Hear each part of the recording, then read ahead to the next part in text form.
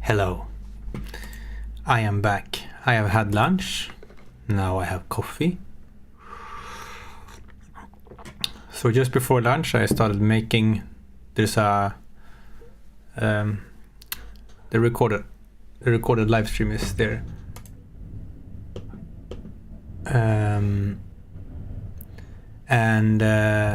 recorded live stream, sorry, I was very spooked because I accidentally had this live stream up on YouTube, and I started hearing my own kind of when I sipped the coffee. I was like, what's that noise? Oh, it's me. Anyways,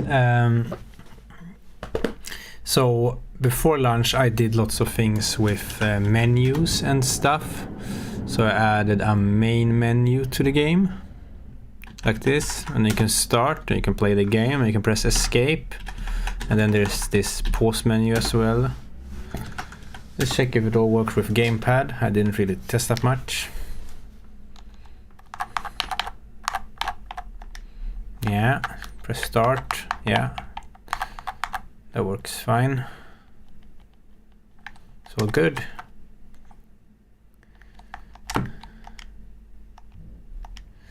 Very good.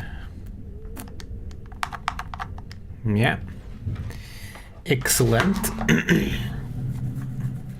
So, wait, I'm gonna 2 seconds. Check.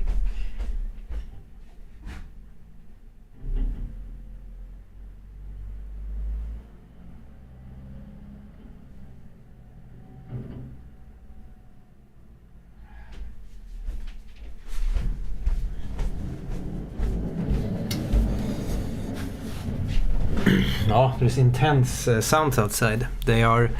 It's winter, and there's snow everywhere, and they're plowing is that what you call it? The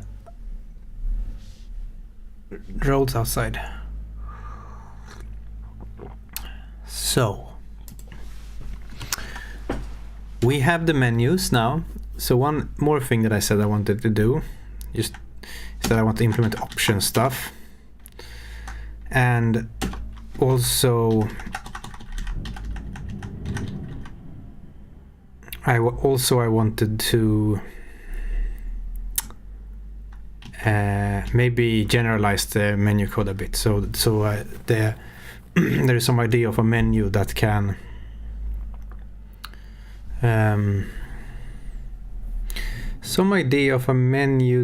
like have a function, and the menu is drawn using that function and all that. Let's have a look at that. Can we keep this guy up here like that maybe?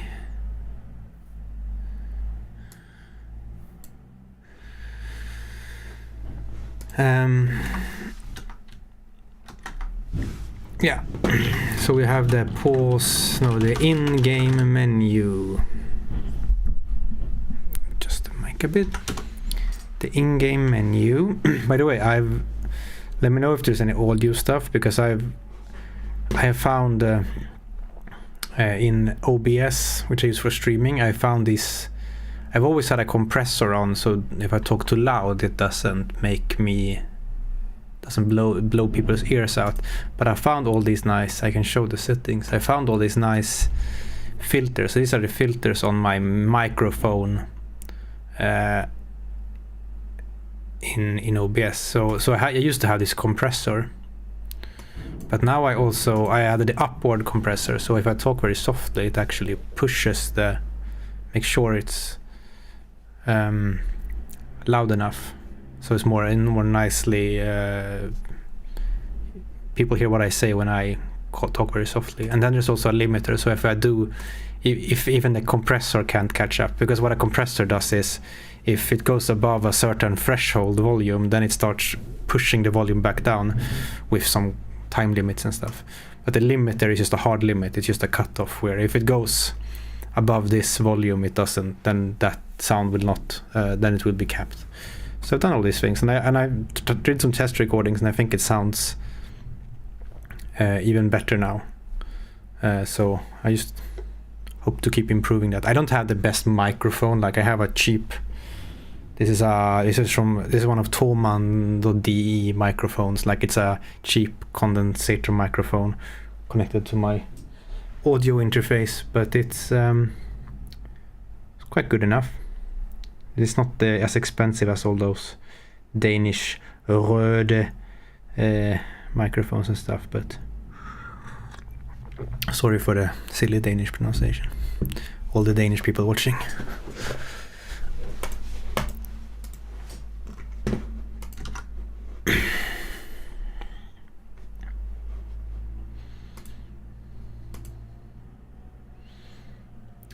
Right, so maybe I'll start with that menu generalization code, the schmatz stuffs, as we call it.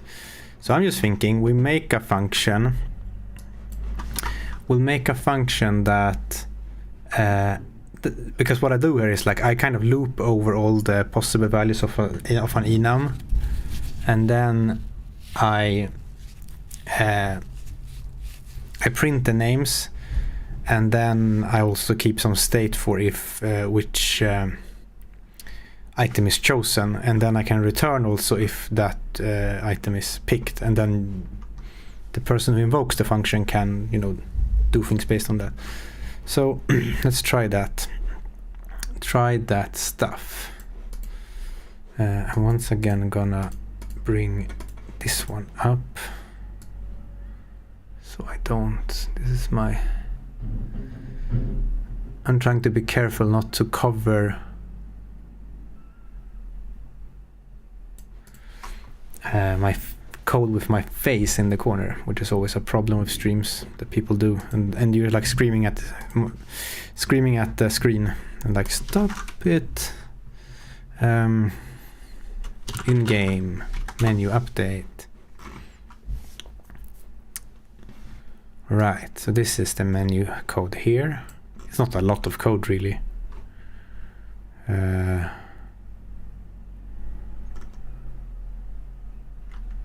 maybe I shouldn't bother right now. I will do it. We'll do it like this.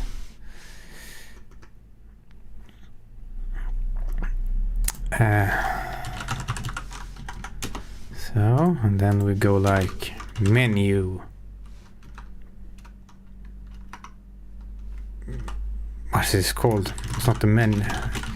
It's gonna be called something more than menu, but do menu. And then we say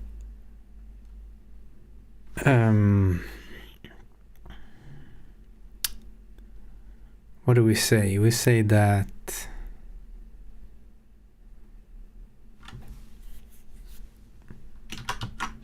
this is used in generics of Odin, which is, we can send in a type here, for example. So we can say in choices type. Then I think we can do like this, where intrinsics dot is enum, yes, is enum t. And then we can down here. Wait, what am I doing here? Nonsense code. This is the type and this is the name. It's just because the name was T, I got confused. So we can do this. We can even name this something more sensible, maybe. Choices type, like this.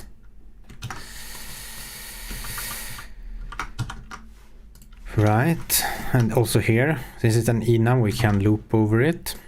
This guarantees that whatever that this type is that comes in here, it will be an enum. Okay.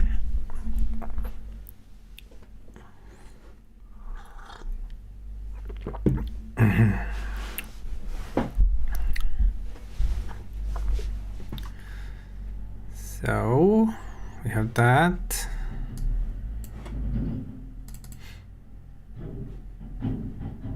we can be like start pos is a vec2.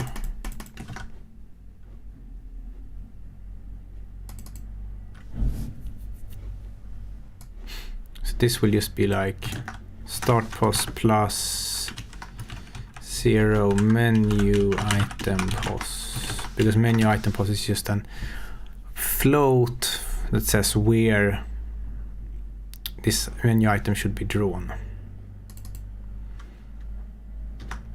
And then text size float 32, and then line height float 32. So then we can swap out this 12 here, and we can swap out this 15 here. These hard-coded values are okay because that's just for offsetting the plop. And then we say if ui.select, input.select UI select. So if you press the UI select button, this should also maybe return something interesting. It gets very long now, this line.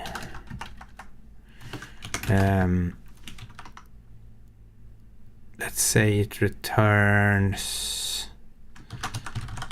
choice type and a bool. So in this case it returns, oh yeah, this S you don't have either, but that's fine because I was gonna do something like cur choices type. So what we're trying to do here is just make a generic menu that will take an enum and then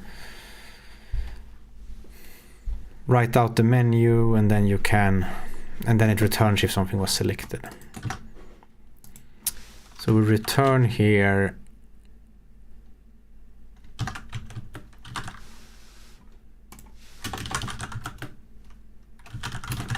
do like this maybe. So this returns the current one, and then we need to change which is the current one.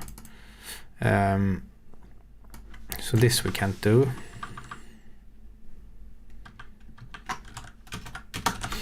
And in Odin, all the procedure arguments are immutable. So I can't change this value, but I can actually do something like this. I can define can shadow it with a new variable of the same name, and then I can change it.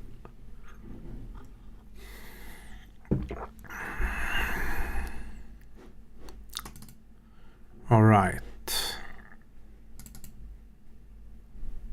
That might work.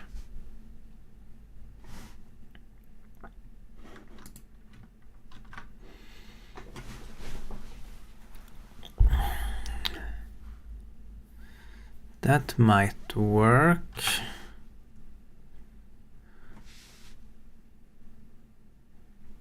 Oh, maybe the where here is supposed to be after the return. Yes.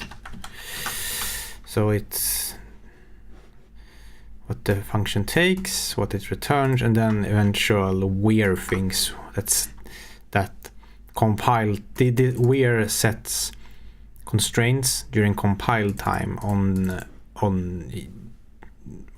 things that are inputted into this function. So I can, for example, check using these intrinsics the type of something, and you can use anything here that's a compile time constant, which this will be.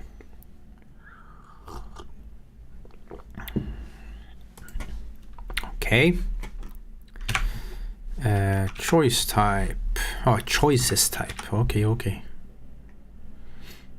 Right, so this one works now, and now we just need to go back to main menu.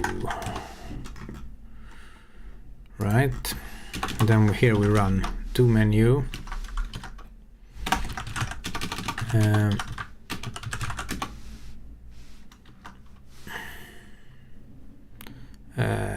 Main menu choice, and current is s.cur choice, I guess, and then start pos is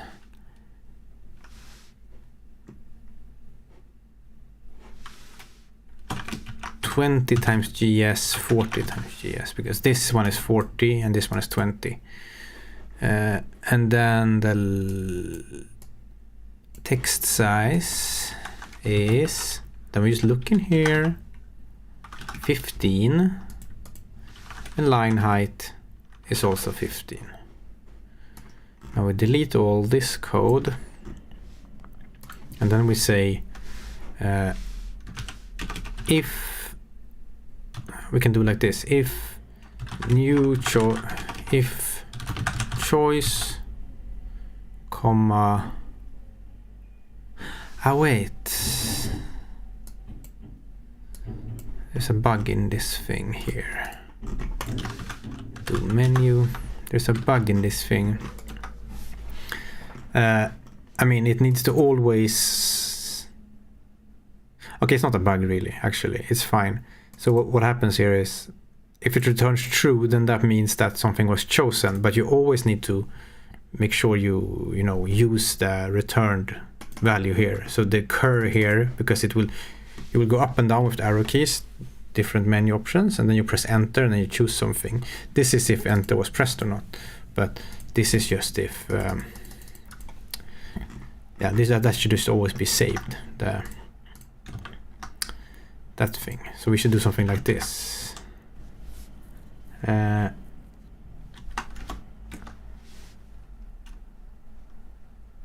Espen cur choice. We will do something like this. Menu selected in menu bool, and then we'll say s.cur choice comma selected in menu equals to menu, and then we say if selected in menu, this is our, and then we process it somehow. I mean, this, I could also use a pointer here to directly modify this thing. But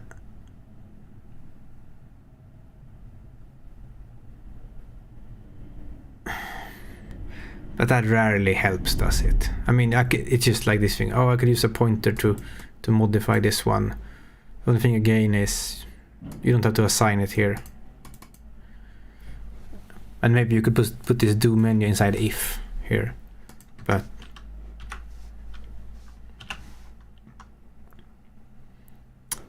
intrinsics is enum. Where is this? Ah, wait. Type is enum.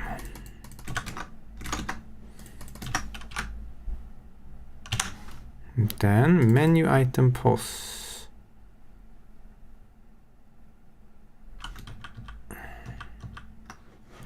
Huh. What did I do?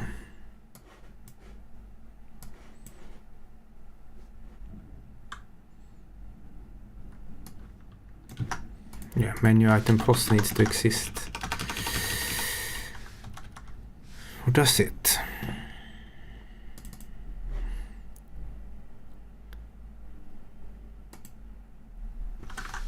Yeah, start like this. Maybe I can make it better, but we'll start like that. GS is the GUI scale that we can fetch like that. Now it will work, and this one happened to you.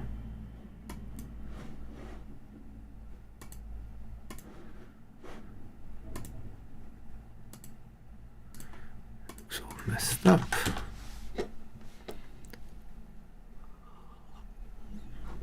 Okay, so now this one uses the new code, I think, unless it was the, yes, the main menu uses this.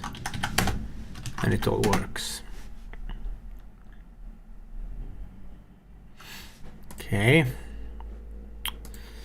So what I was thinking of doing here was this. I can probably just take the index in this loop instead, and say that the position is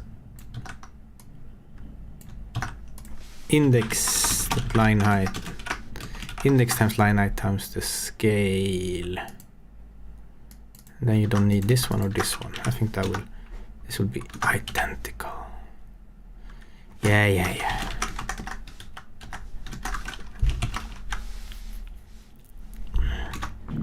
Yeah, so that works identical. Now there's no, doesn't need to count up the variable anymore. Okay. Good. So we have the, it's interesting how the pause menu is this broken.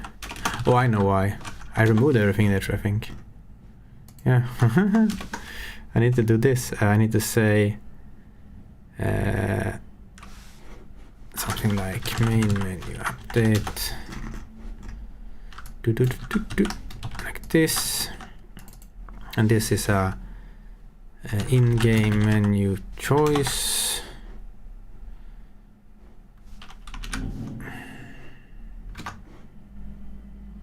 And it's in the wrong place. So it should just be, actually I will look in the Git history because I deleted that code. Hello terminal, how are you? It's like,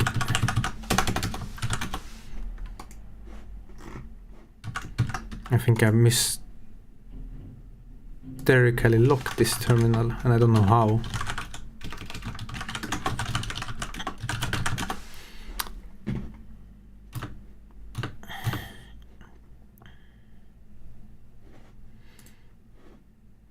I said O1 started at 30 pixels and then menu, and then it's this.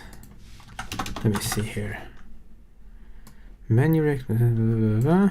Okay. I think it's like that. Maybe.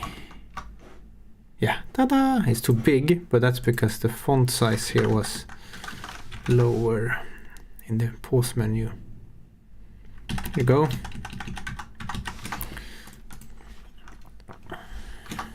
Something like that. And now we can use the same function to draw more menus. So like we can go into a submenu and be like, this is our current menu.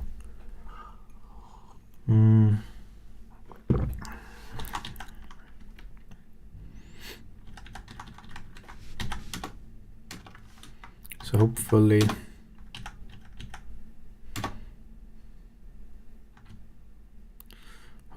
we can do that.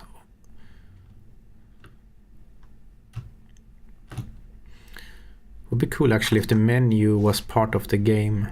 I realized, like the main menu, you start the main menu and it's just, the game is already started, it's just some stuff on the side here, and then when you start playing it you can just run away. And then when you pause again, it's just the same menu coming up again. Would be pretty cool. Maybe I'll...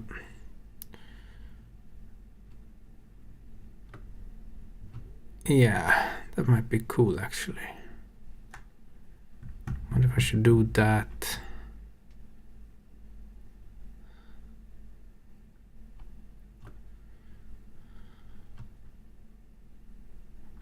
Okay, it's just like this. There's a menu. Maybe not.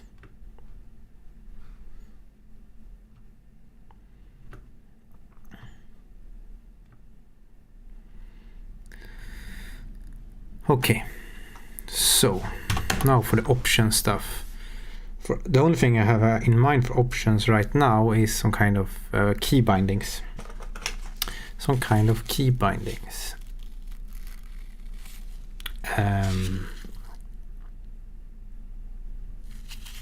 So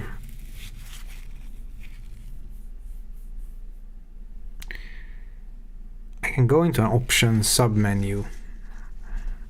Then the question is how the actual key binding stuff work. I'm not sure. But let's try getting into the option submenu. In-game menu here.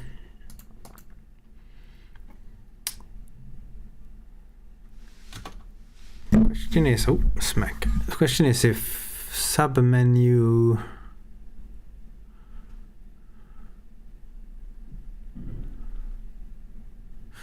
Maybe I can do something like this. Hang on a second. Submenu is just I'm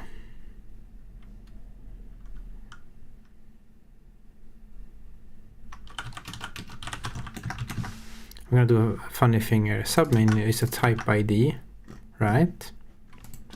Well, right. Menu choice options, and this is a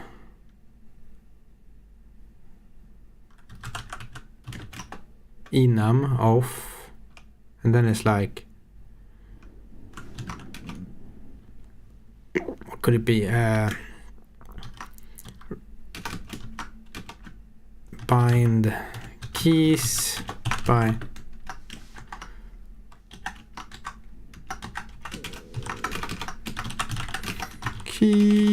keyboard bindings, gamepad bindings, and then for now it would be back. Yeah, and then you say like, okay, this is the in-game menu, so you say s.submenu equals, and then you say menu choice options.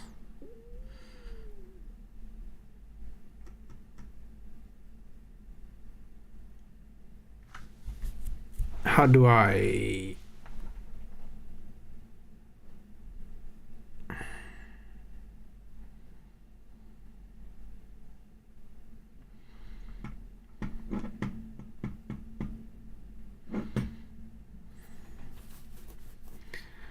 do this nicely?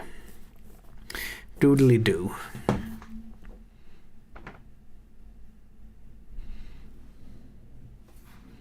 How do I do this? Because this will set the submenu to type, and then I can, you know, make a submenu using that type by running this function with it. Question is, where is the current choice stored?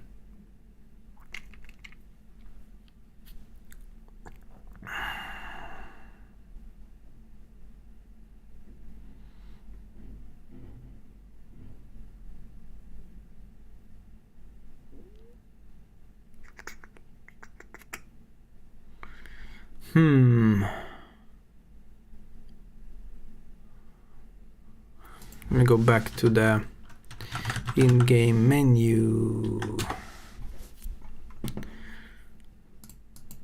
This is a bit ugly.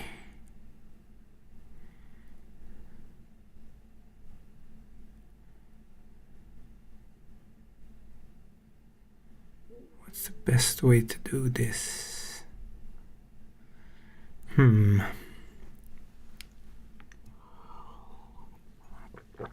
So I choose options in the menu, and then I need to go to a submenu.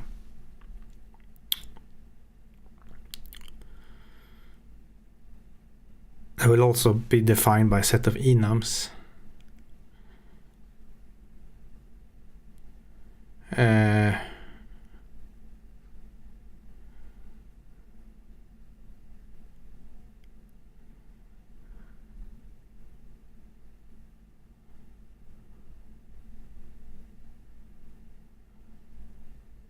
And it's nice if submenus can be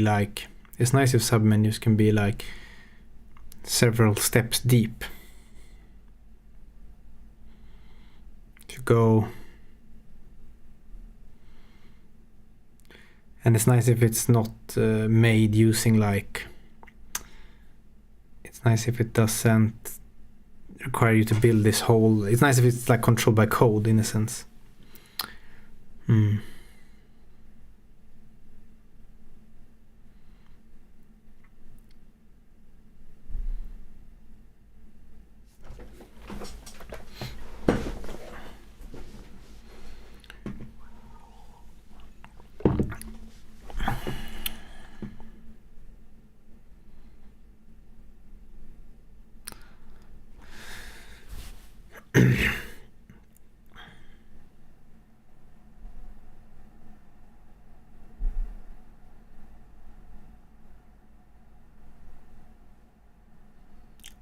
I've seen people do similar things before, where it's like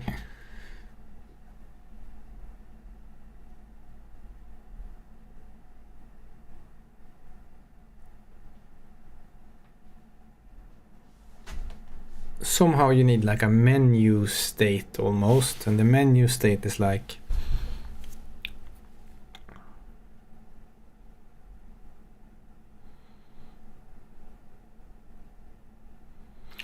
yeah, I could make like a menu state that is like, it's essentially the menu itself is a bunch of enums, and then it keeps the state of, you can check, oh, did you select something in it?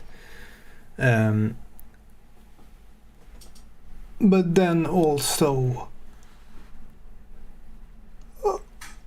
and then also it can know if it's a submenu, and then the code that calls the menu can sort of see that and call the submenu routine instead of something.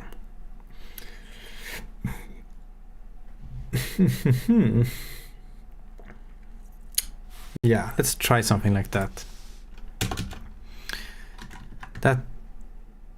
What would that mean? So then you would have like, I'm just gonna type out some stuff here and see, like, menu is struct. It's like a menu state that has like it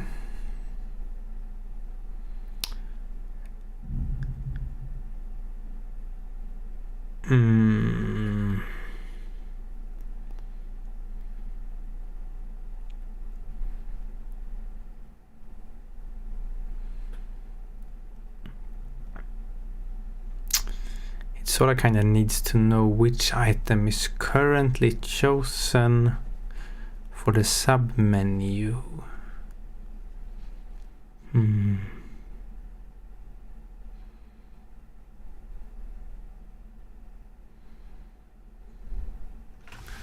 Wonder what like good people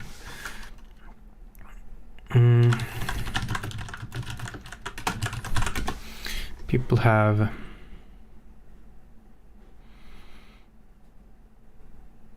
And these are like questions about Derim GUI.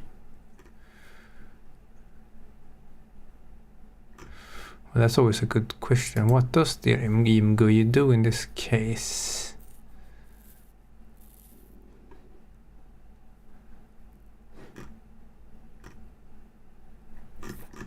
Submenus.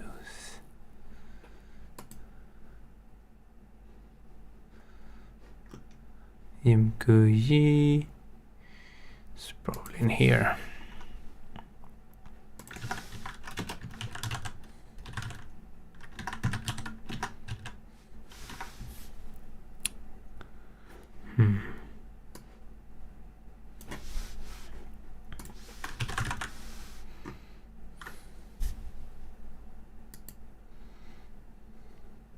Oh, that's a function.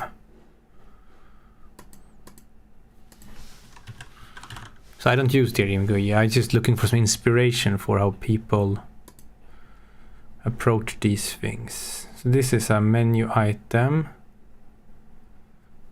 Okay.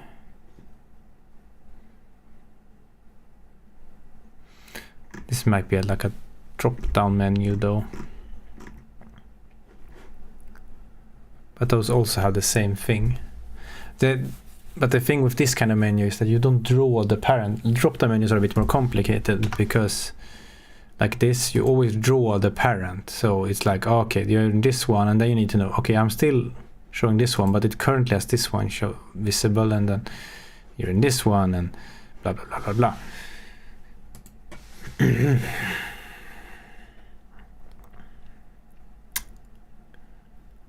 So I just need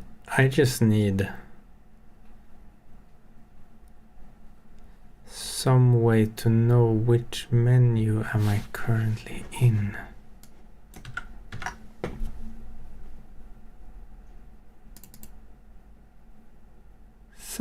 Yeah, this is my first attempt. Submenu. Then I set a new ID, but it's not a very good idea.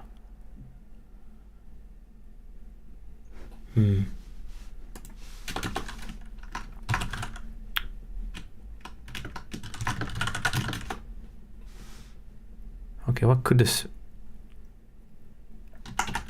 Maybe we can do like a polymorphic struct that's like choice.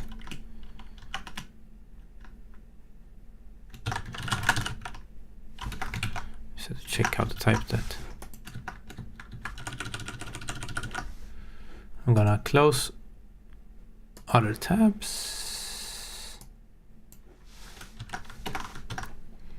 because I have several of the same file open, and then sometimes you jump to a symbol and it opens it in another one, and then you don't have the same undo history and you get sad. Or you have the same undo history, but you don't have, it doesn't jump around, like doesn't follow the cursor properly anymore.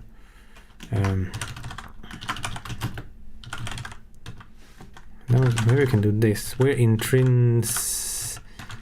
You can do like in Odin, you can take a struct and you can add a polymorphic variation to it. So you can say we're intrinsic type is enum choices type. So we say like that maybe. So then you have a menu with a type.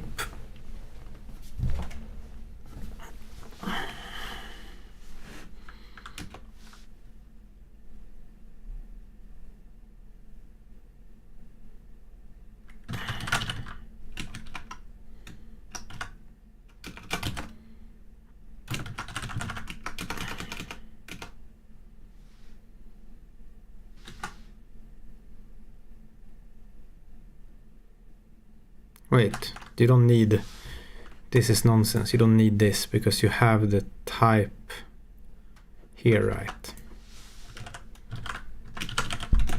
So you just need to know which one is selected. But does this really give me anything? Let me go back to my do menu. Here I send in this is a type ID, I send that in. Okay, the benefit it could give is that it can modify, I can send in the whole menu thingy here. And then it knows and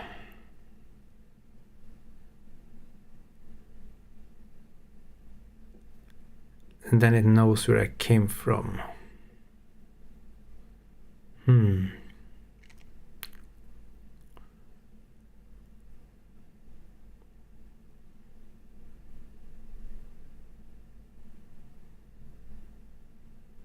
Okay.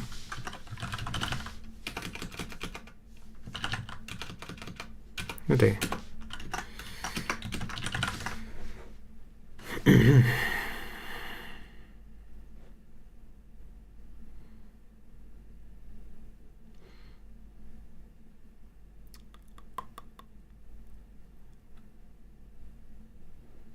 Okay, let's try this. Then we go to the in-game menu and we say menus, and we say it's like an array of menu state.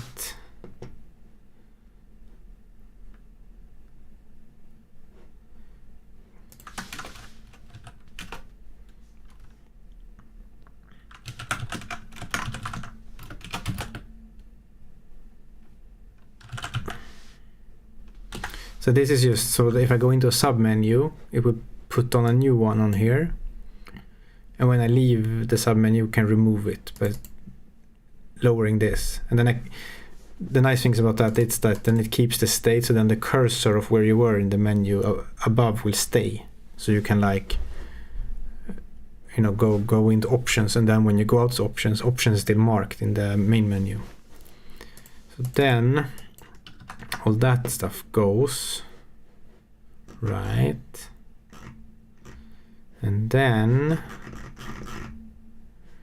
we look here.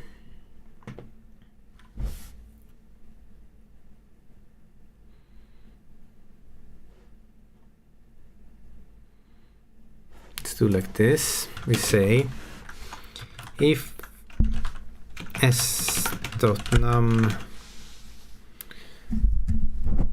I need to buy a funny cable for my microphone that moves it 90 degrees. The cable is poking down a bit far. Num menus, if that one is 0, then we say s.menu 0 is menu state.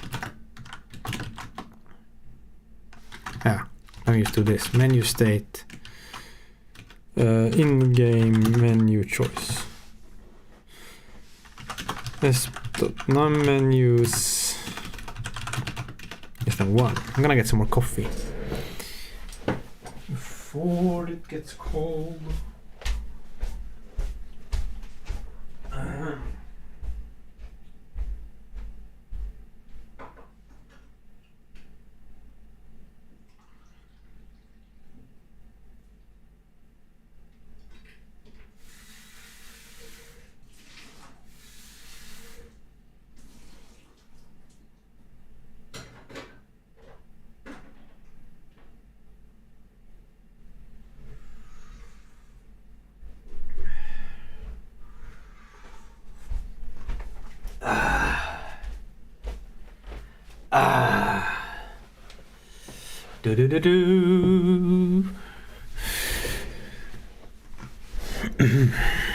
So this is just, since when you initialize this to 0, like you just put in an empty menu, then this will be 0. So then we support up to 8 submenus.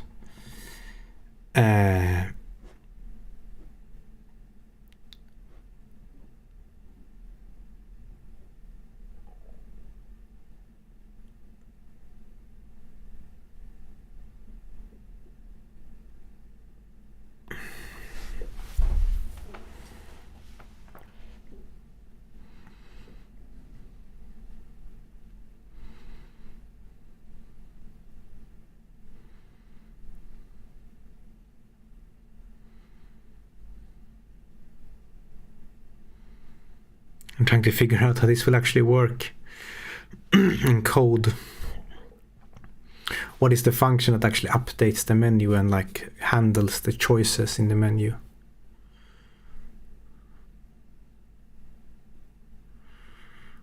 Because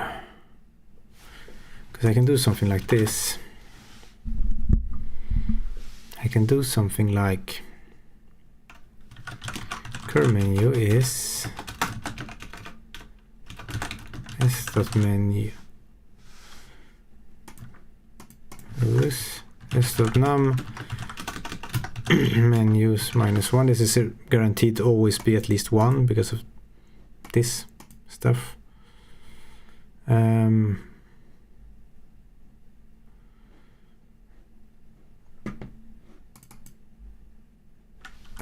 be a pointer maybe.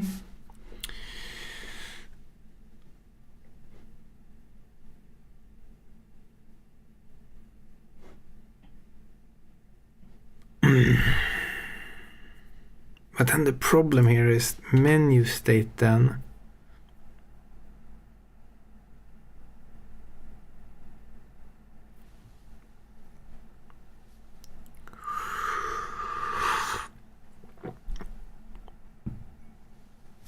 Menu state. I don't know the type really, do I?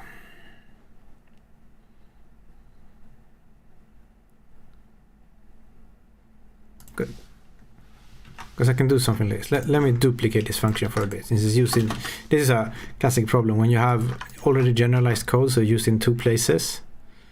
Then you're trying to experiment in 1 place, but you don't want to experiment in both places. Then you make a copy of it, call it do menu 2. Doesn't matter what it's called.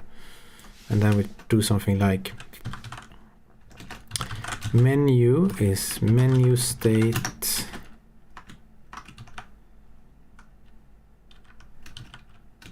T.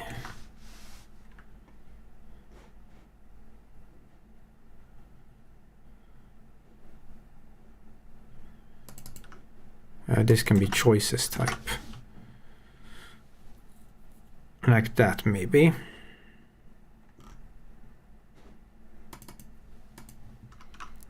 Can even be a pointer to it.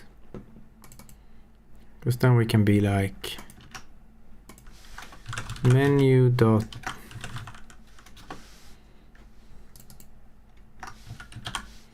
let's call it occur instead. Simplify things here.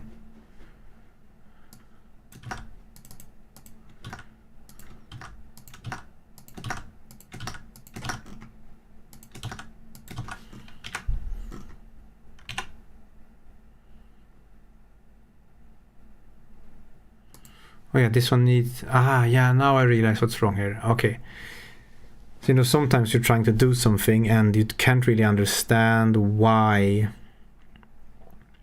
your logic wouldn't work. But now that I compile this, I see this one doesn't know which specialization this one has. It doesn't know which type it says here. Like, it's like in-game menu choices. So it can't really know that, right?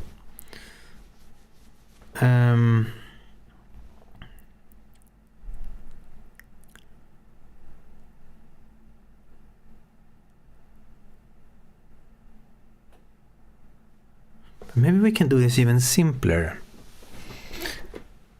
Maybe all we need to do is something like this. Maybe all we need to do is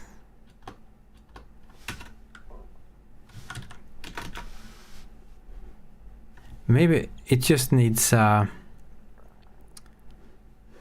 like a integer to know which one is actually selected, and then it needs to know how many menus deep are we, and that's it. So menu selection is just 8 int to this one you don't need anymore. In-game menu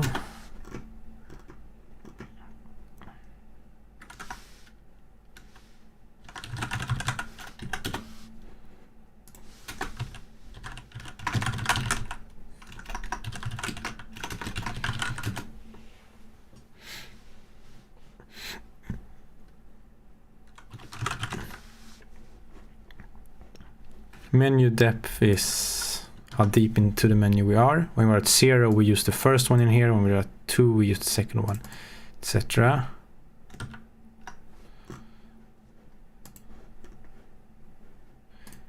And then we can check if in-game menu, if menu depth. Now let's check, see, okay, so menu depth is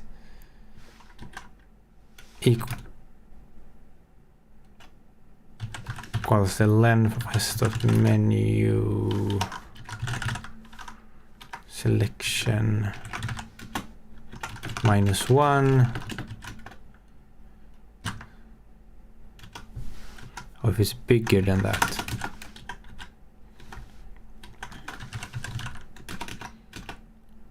This is just an assert. We made 2 deep menus then. Yeah, and this should be, of course, less than.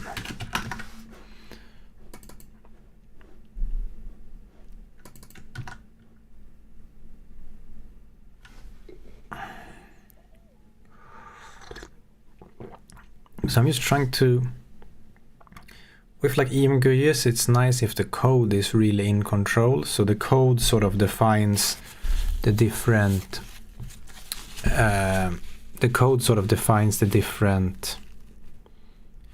enums and data types that go into defining the menu options. But then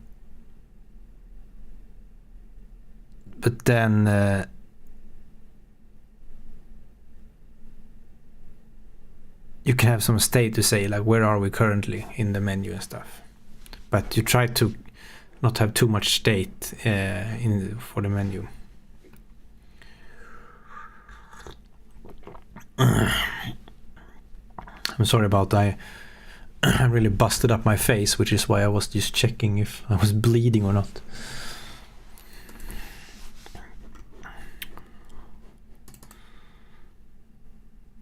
And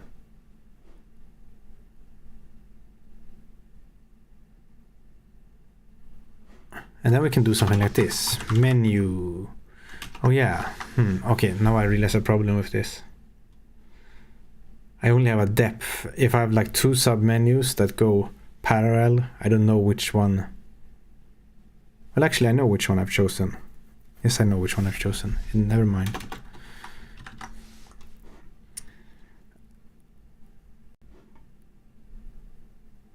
So we have...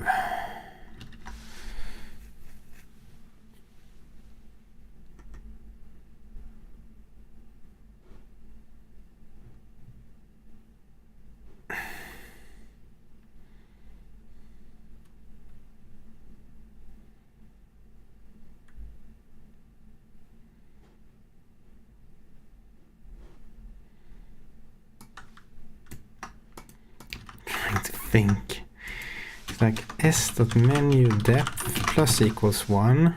Yes. Go into options menu.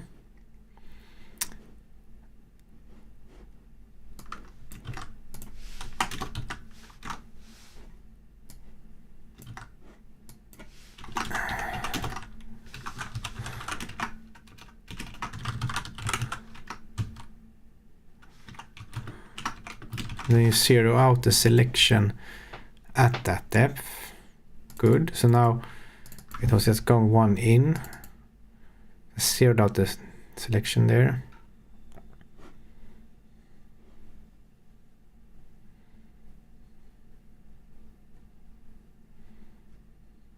And now can remove this do menu too, because that one's not gonna be much use.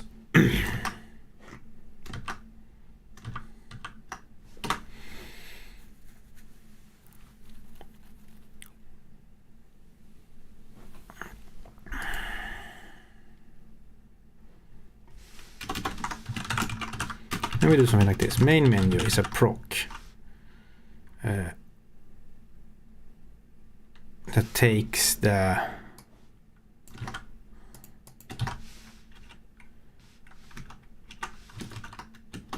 this thing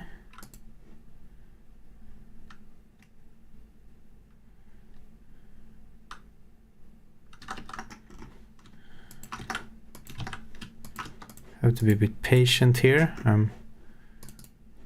This is just me trying to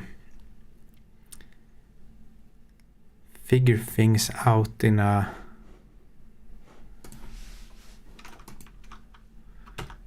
funny way. Yeah, so now current choice does not exist anymore. It is instead s.menu selection.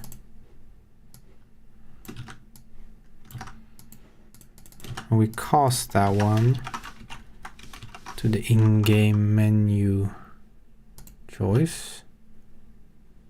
Very good. That means this one is now an int.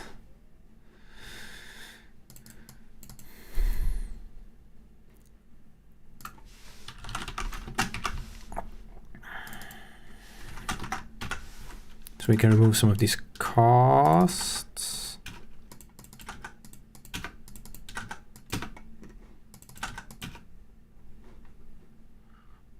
Like that, I think. Yeah. Menu selection at s.menu depth. This is a little bit weird though. So what this, I will make another function later for like, the options menu will have one of these functions as well. The important part here is this switch. That's the thing that does anything. That's the custom code needed for each menu. What does the menu do? That's code. I'm not going to put that into any struct and sort of program by putting things in struct.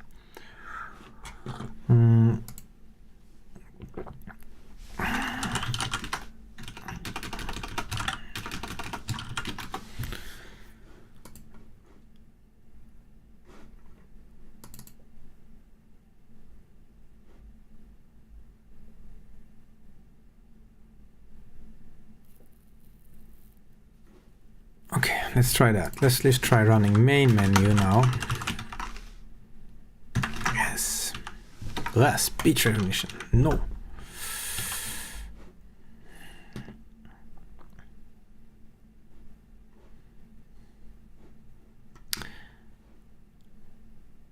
Ah, yeah. The main menu also uses this thing.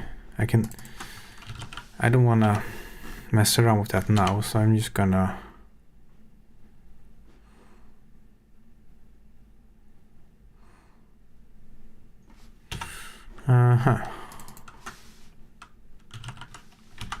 like that.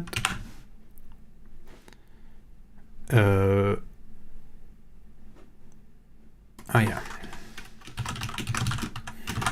Cast to the correct enum type.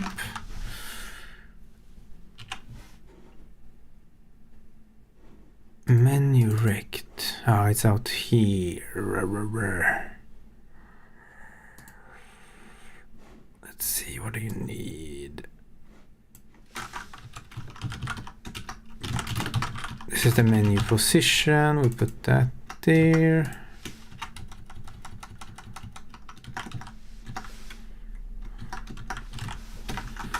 Then we go like this. Hopefully that works.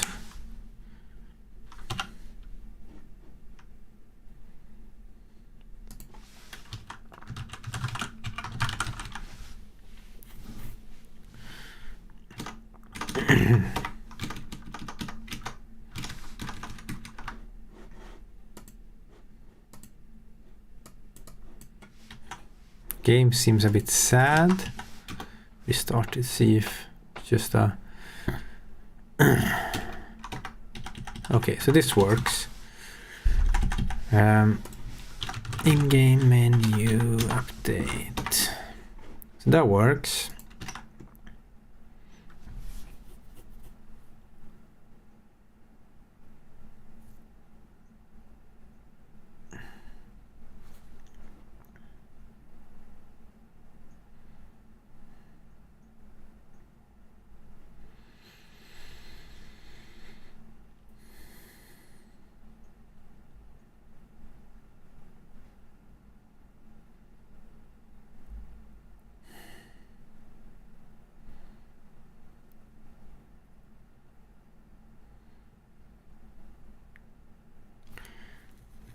Yeah, here you don't really need to do this. No, wait, yeah, that's fine. So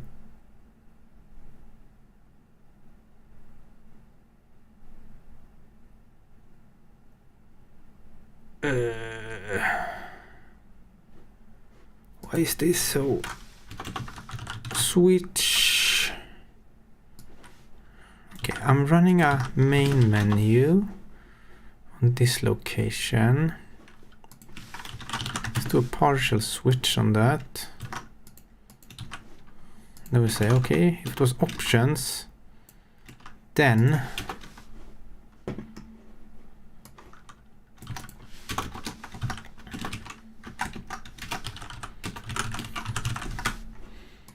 render the options menu.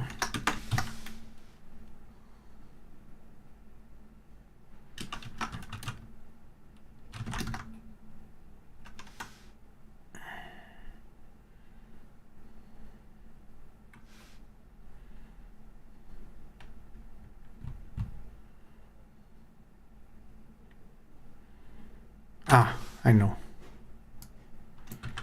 So we need to do something like this. If s.menu depth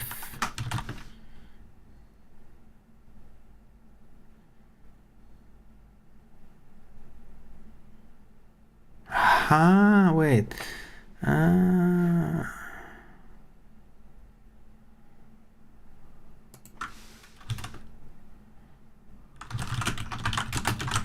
Thinking in an int that comes in here. This is very exploratory coding.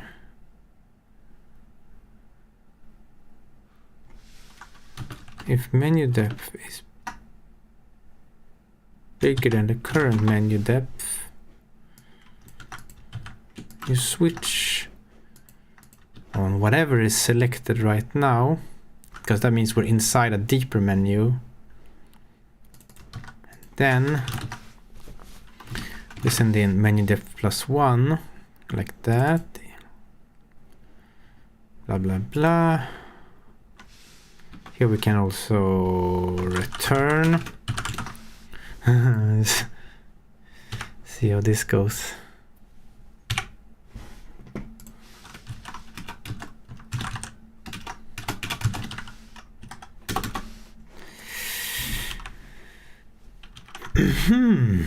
Now what am I doing here? Should be 0. And here we should have menu depth int. Okay.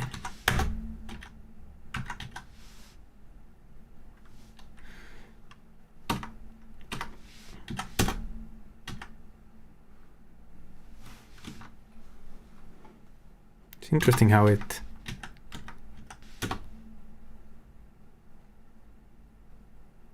shows options, and then I press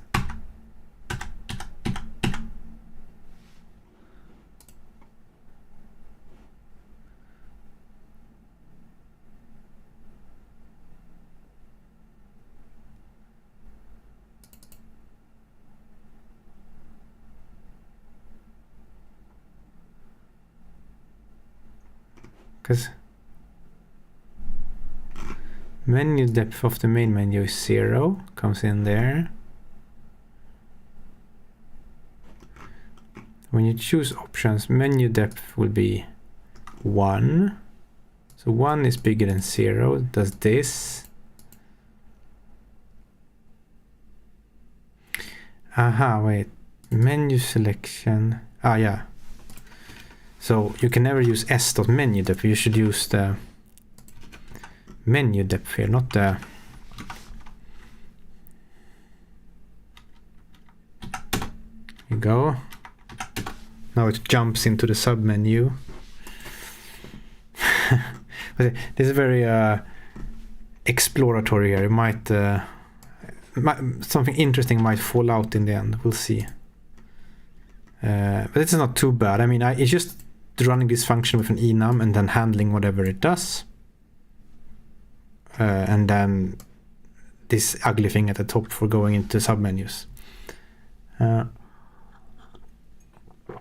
So we'll see if we can do something nice out of this.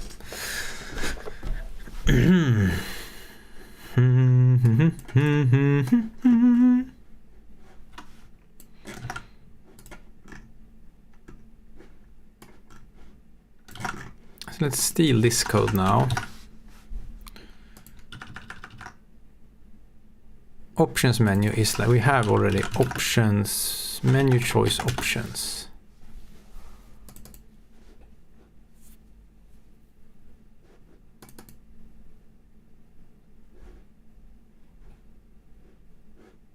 And then we just need to be like here. There are a bunch of cases in the switch.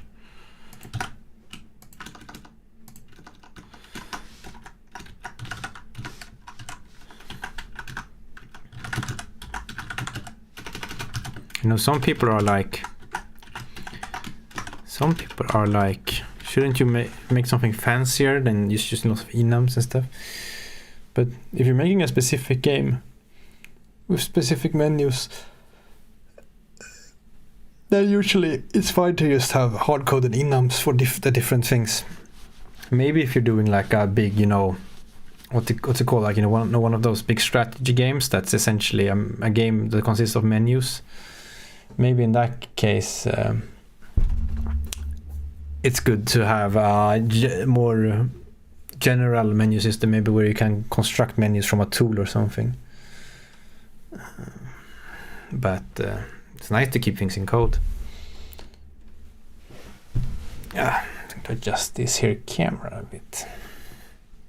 Yeah,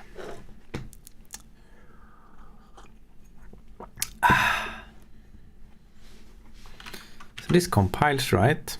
Okay, let's see if our magical menu stuff works. We can go back. These I don't care about right now. Ugh. Okay, I know what's happening. Yeah, this is a thing I need to add. So at the moment I go on top of options, it thinks options is selected, and that's not so weird because it checks. Wait, something is wrong. I'm like, nothing is wrong, then something is wrong. Oi. I think the some part of the hot reload or reset of the game is very broken when you're in the menu. I will look at that. Now this actually works. Okay, but now it's broken. I saw it flash there for 1 second. Menu depth +1.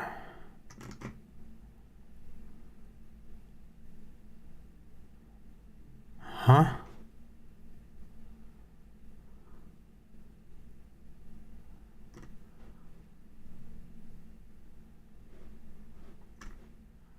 Yes, here I go deeper. And then I'm in here now. So then I would be at... Is this thing immediately bouncing me out? Somehow.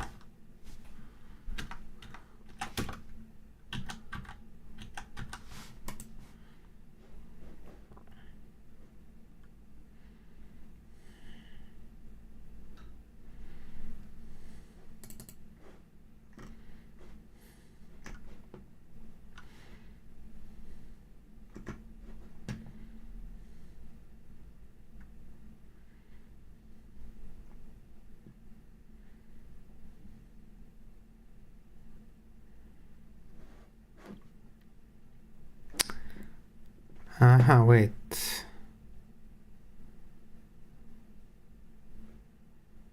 No, this is okay. It should use menu depth here. You should never use s.menu depth. Just use it at any point. This one is wrong. That's the problem. No, okay.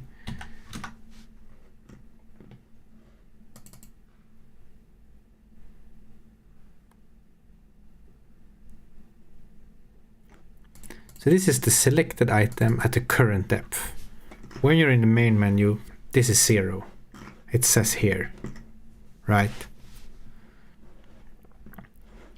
And then, if menu depth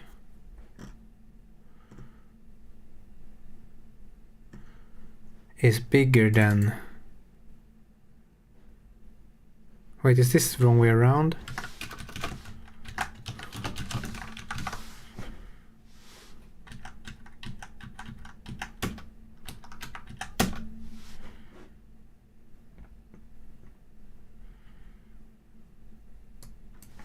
It's just...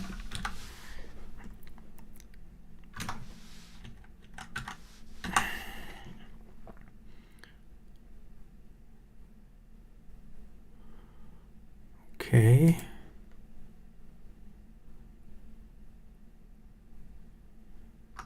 But then I go down here.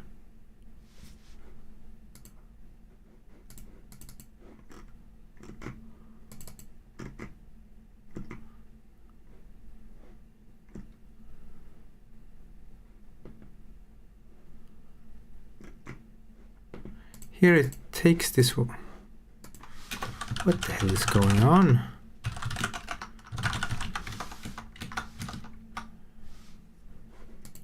One. So menu depth is always 1.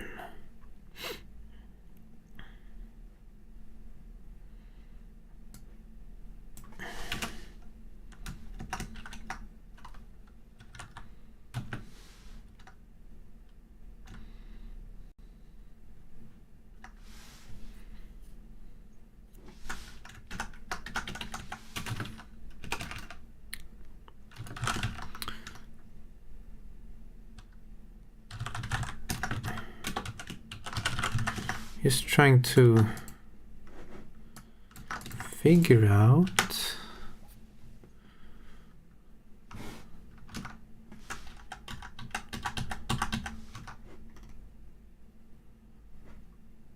What's wrong with this thing? Wait, s.menu selection. This looks totally... How is this even a valid... What do you return, sir? You return an int. Ah, I think you're allowed to... It's a peculiarity of Odin. I think you're allowed to evaluate a whole array with a single constant. Now it will work, I think. Ah, he said, and everything blew up. I get stuck in a reset loop when I reset with the game open. I think in Odin you can say like type equals 1, and then it's like if it's a fixed array, I think all the elements will be 1 or something. I'm not sure. No, it's still broken. I'm just talking crap. But actually it's wrong up here as well. So it's probably that it's resetting the whole array. Yeah, I think now it works.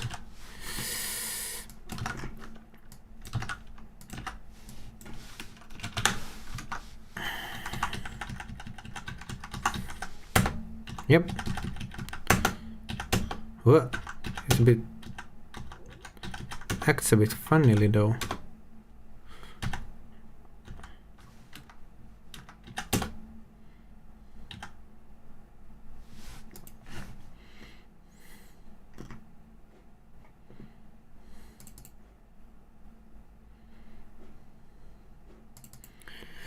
Menu selection at menu depth, which will be 1 here, it adds 1, should be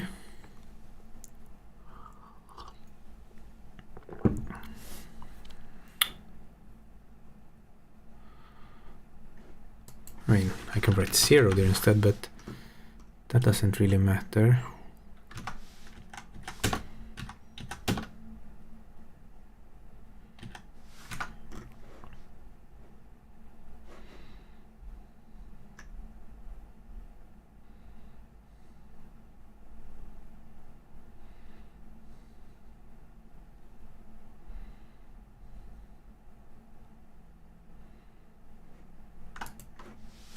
This one should be s.menu depth.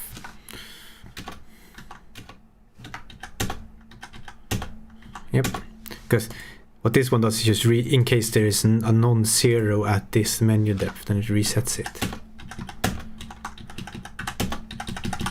Cool. It's a menu. Why is this plop off center? I know why. Because my line height.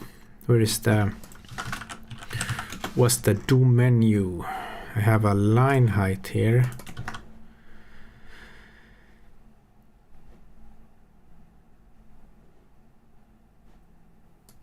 Let's do something like this. Line height divided by 2. Line height divided by 2. And then maybe this one is line height divided by 2 as well. Let's see if this moves nicely. It looks like shit.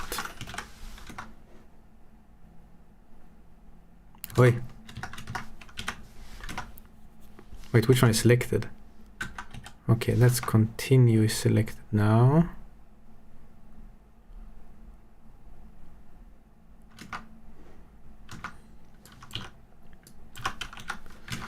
Make it a bit smaller. Boop. I think 1/3 is nice. Yeah, that's nice. This one doesn't need to be... It can be like minus, like move it up over here a bit.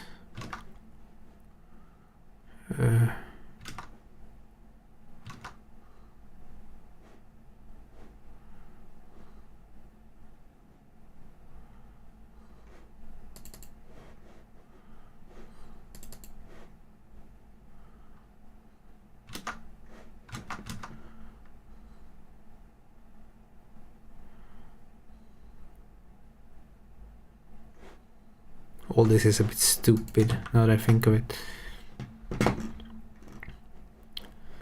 The position here that's sent into the menu should not take that padding into consideration, of course.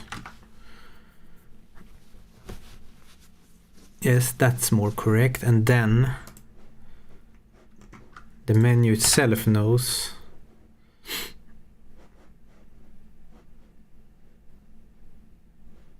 that this should be like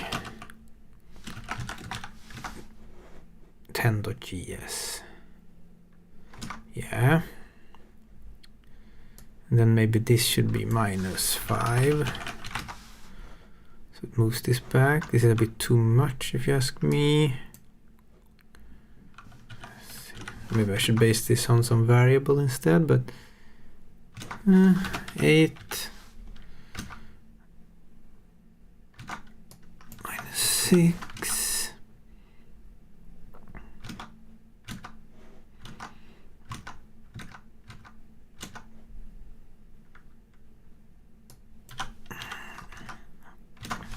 And this one should be like, I recompiled and got, no, okay, it's right.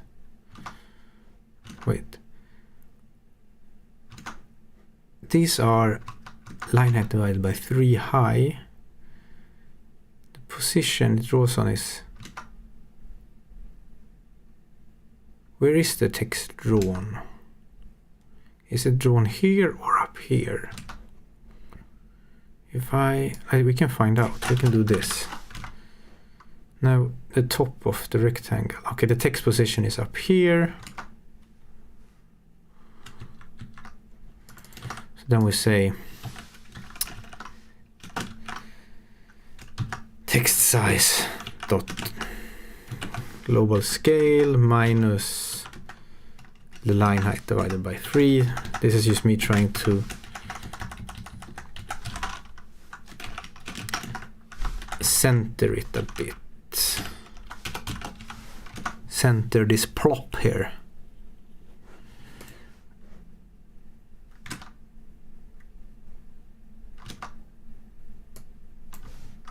Yeah, I think it should be divided by 6 because it's half of that distance, right? Yeah, there you go.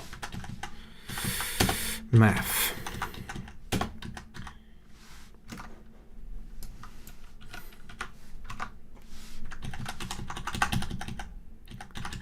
Okay, so we have some kind of submenu. Now we can reevaluate if which things of in these that's a reasonable idea or not.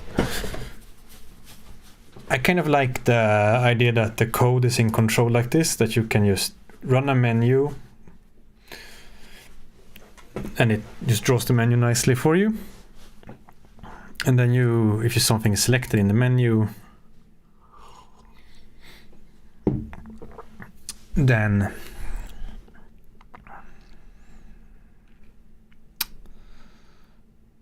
it is selected. And then it runs this switch and it does stuff. That's quite good.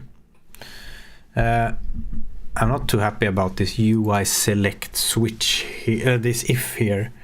So maybe, let's see, selected in menu. Wait, something is wrong here. Yeah, this should just be selected menu. That's why I'm not happy about it, because it's wrong. So there you go, there's that.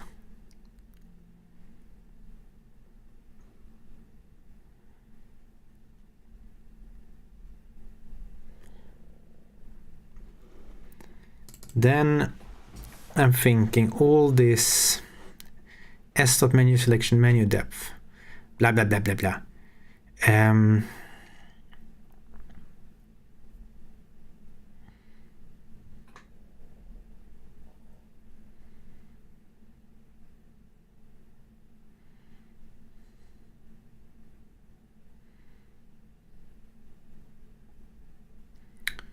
Maybe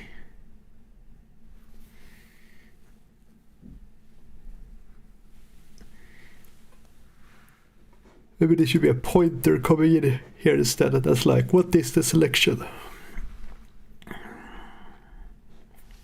So it's just like like that.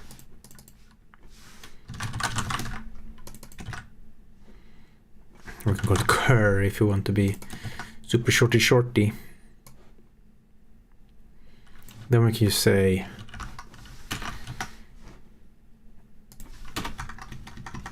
if cur equals options, then we do that.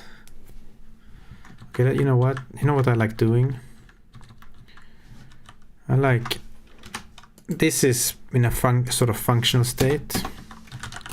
Let's commit that to source control.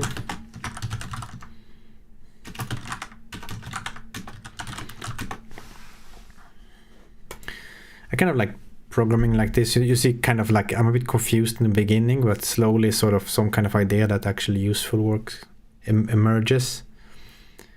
And I think many people try to come up with like a plan for what to do before they start programming too much.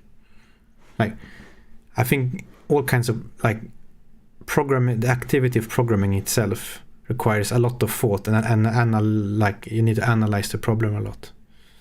So I think that you're doing essentially your absolutely best code design while you are programming. So therefore all programming is design, and you just need to know, you just need to make sure you don't have any kind of pride in the bad code you've written. Like if you sit there and do some exploratory programming and you come to some solution that's, you know, it's barely working, but you kind of feel attached to it, so you continue working on it, then I think that's the skill you need to have, sort of, to be able to let go of that and like, no, this is bad, and then sort of restart in a new direction or change it radically. So if you can do that, you sit down, do some programming, and whenever the design feels totally wrong, backtrack a bit and start over from a new direction. If you can do that, then all your programming becomes design, and you almost never have to sit down. It's like, especially if it's systems programming, you can sit and program most of the time. And sometimes you can take a short break and do some sketches in a book, especially if it's a slightly graphical problem or some kind of layout problem, going a bit back and forth. But don't try to, you know, come up with your master plan. At least that doesn't work for me, to come up with the master plan on paper first, or like sketch everything and then like, now I'm just gonna implement it, because there's gonna be lots of devils in those details. So you're just, there was someone who I worked with who said that at their company they never allowed more than like 30 minutes of programming design discussion. When they've talked for 30 minutes, they're like, okay, we gotta go try some stuff, and then they just went to try stuff, and then they could come back and together and talk again in a little while. And they're both, that made it for them both more efficient to get things done, but also and you come up with even better solution that you wouldn't have even thought about otherwise.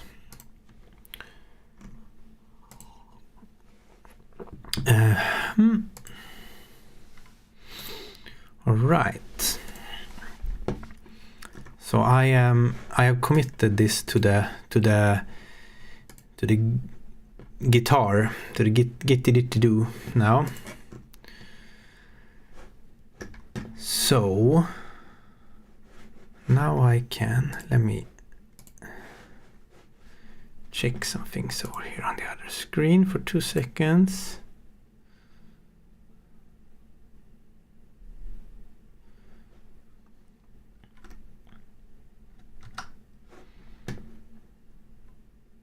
Yeah.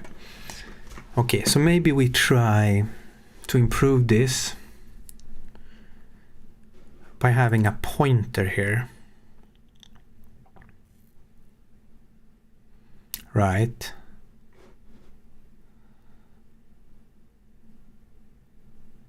Does that help? I think so. Maybe. Let's just try it. Cur is a pointer to an int.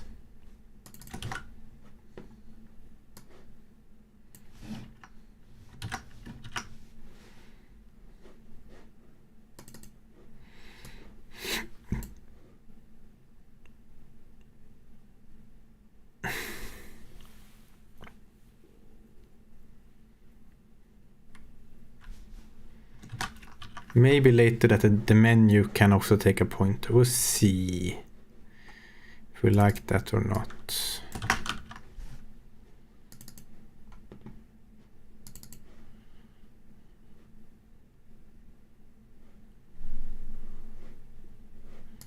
This one we can do like that for now.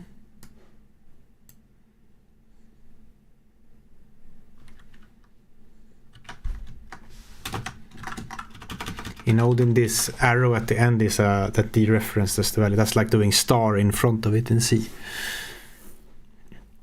So the pointer type goes on the left, and if a value needs to be dereferenced, so you get out the value it points to, then you put an arrow to the right of the variable name. This of course looks a bit messy now, but I'm just... What is this solving? Yeah, I thought it was a bit much of this selection stuff.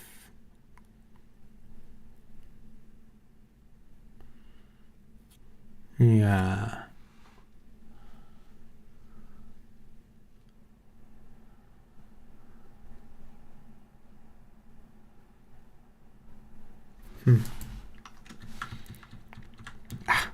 It doesn't feel like it solves much for me right now.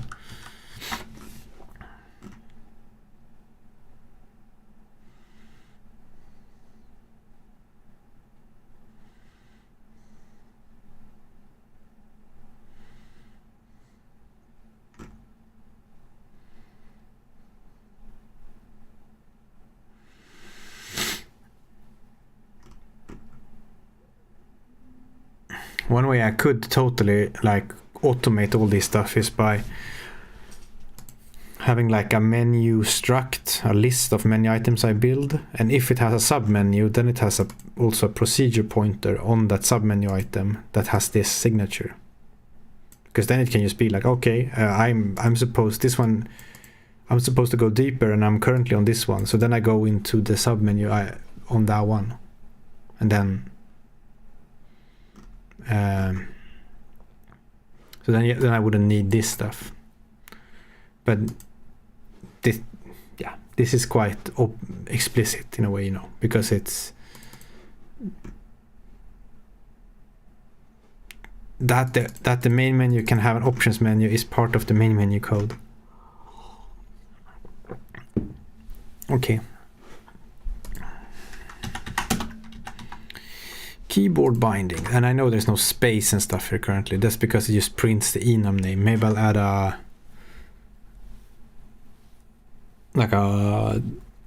either a lookup for the different, like a pretty printed somehow, essentially, the enum name, or I have a list of strings based on the enum, but we'll see.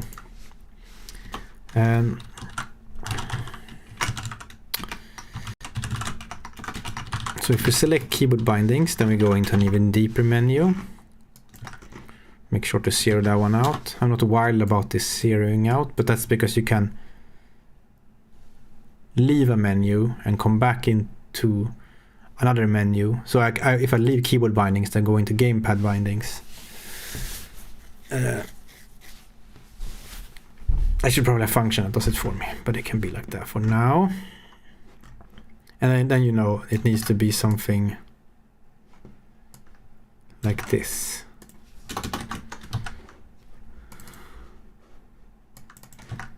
Menu choice options dot keyboard bindings, and then we have keyboard bindings menu,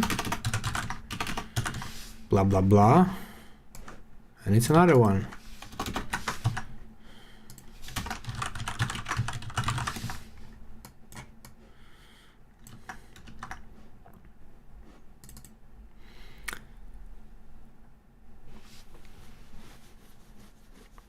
And this menu might not even use the do menu stuff because it might be so custom. Because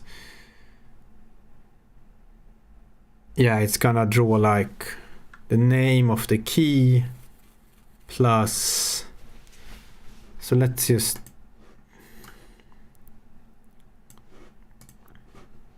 let me comment all this out, or I can just remove it since I have a good reference down here anyways. And then let's see.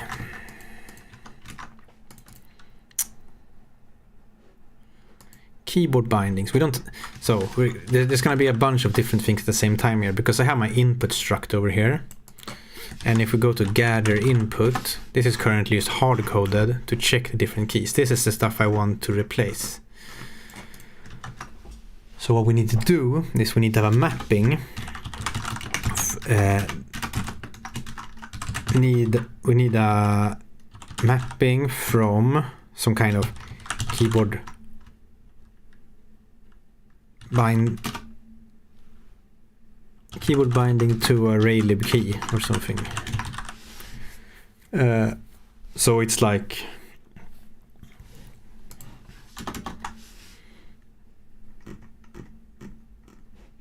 yeah. And then we'll do the gamepad after that, so we can configure all of it. Keyboard binding is a enum,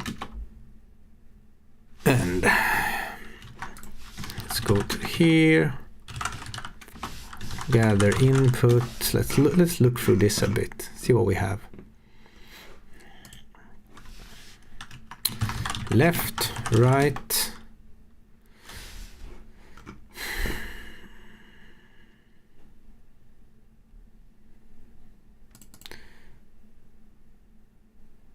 This up and down stuff.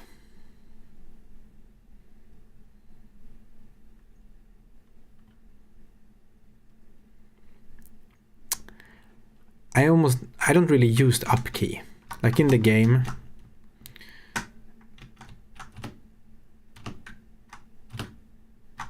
you can, let's see if I, oh, it doesn't even work.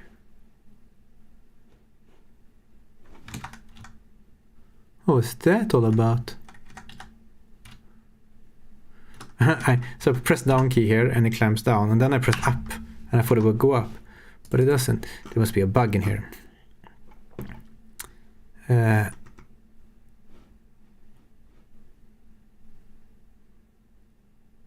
Aha. Wait a minute. Key pressed. Key is down. Yeah, so just that. What? Yeah, there's a bug there. I need to fix that. Okay, this reload is broken. Is it? So I press F6 and it resets the game. I think it is broken. Yeah, it's always broken. It's. I know why. I think game init. Yeah. It needs to set root state playing. I think it's this. So yes, there you go. So it wasn't in a proper state. So we were just confused and I didn't really know what I was doing. Anyways, let's see if this works now. Yes, now it climbs up again. But question is if I want that, because I have I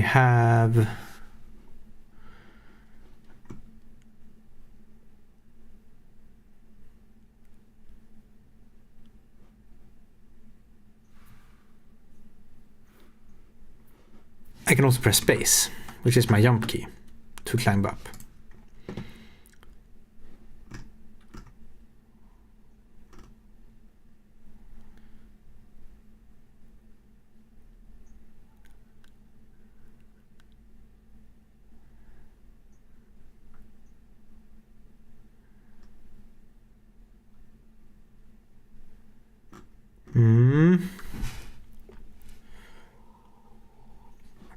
Also, I think it's important that even if you have rebindable keys, the UI controls, like to be able to use up, down, escape, and enter to control the UI is important. So you can bind that away. So you bind it to some key you can press or something else, and then you get soft locked. That's not good.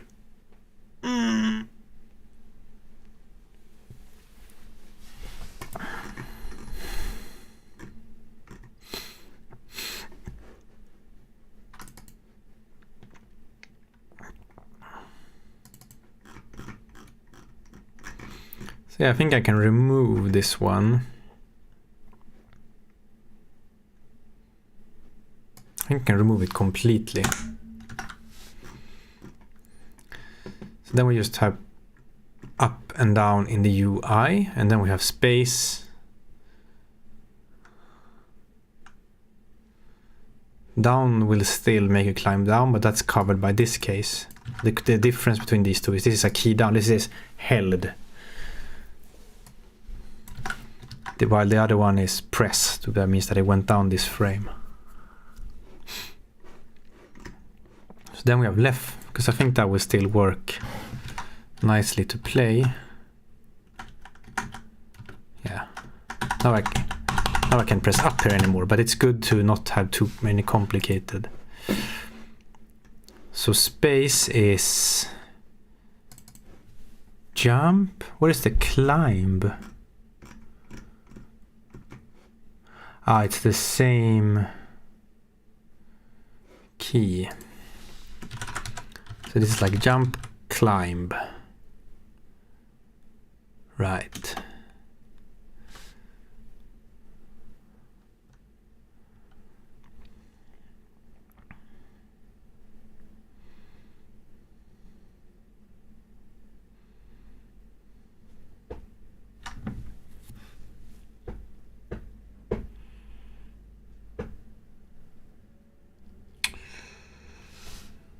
Jump, climb, key, jump held. This is more logic of the input system. It doesn't matter. Then there is a use key.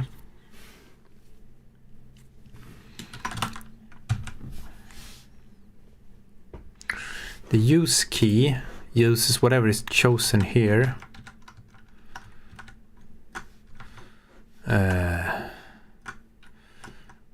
Right.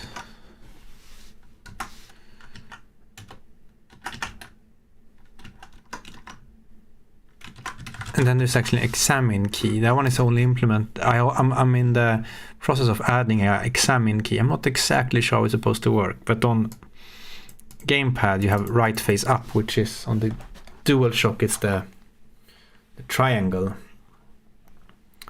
And that's supposed to examine whatever is marked in your inventory right now. So you can, down here, you can cycle between these and press a key to get a description of it. It's sort of like an adventure game where you inspect things in your inventory. I'm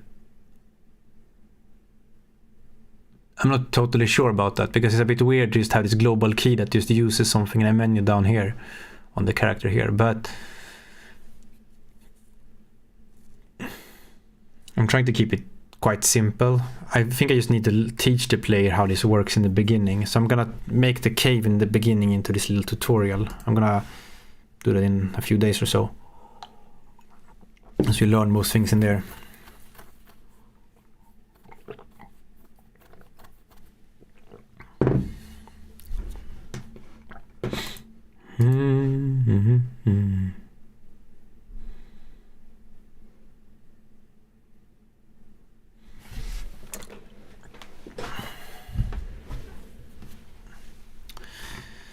Left, right, jump, climb, use, examine. This is just UI stuff. Is key down, up? Oh yeah, there is actually, it uses the up key for something.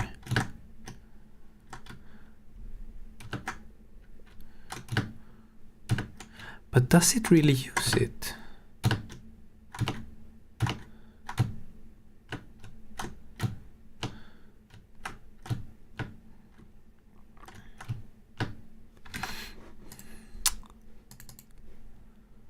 Grab. Is this really used?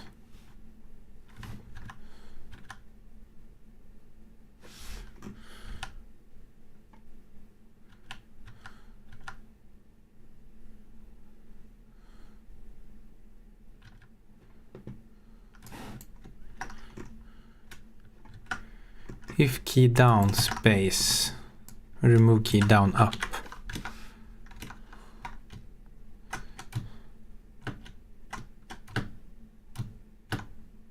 I think that works fine.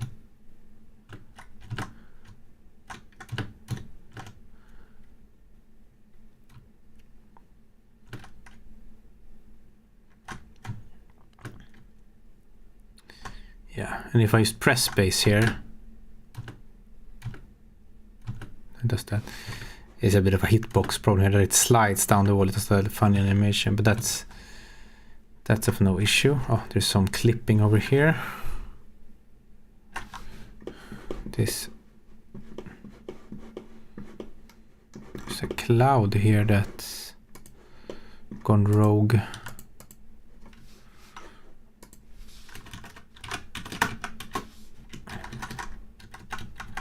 Can be over here instead.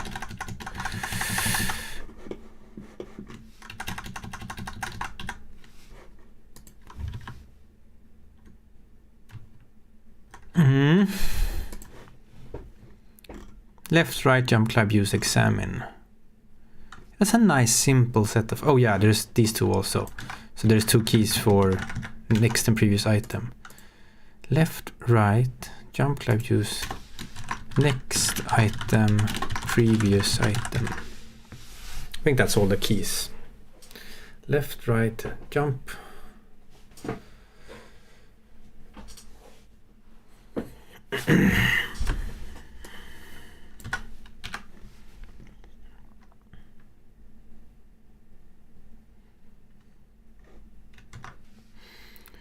Right, and then we can go back to our keyboard bindings menu.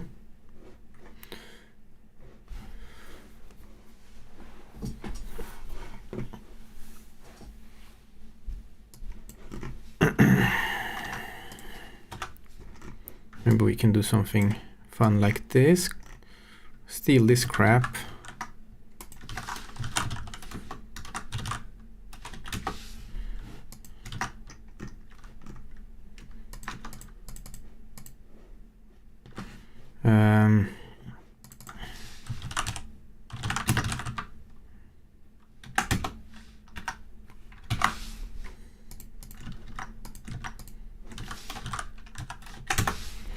So we're gonna list all the keyboard bindings. And draw them out somehow.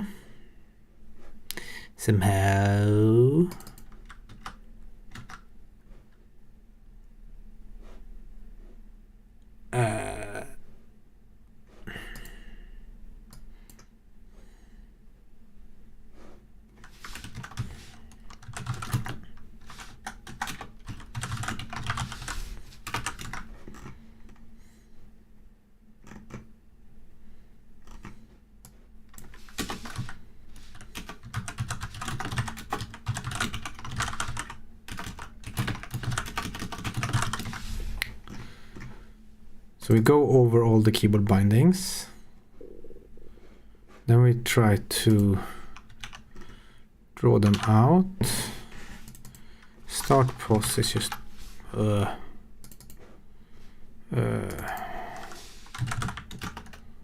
pos like that, maybe line height.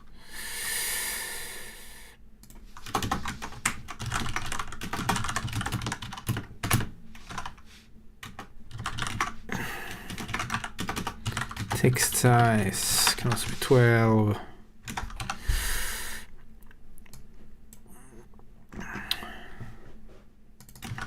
Yeah, this is keyboard binding. Okay.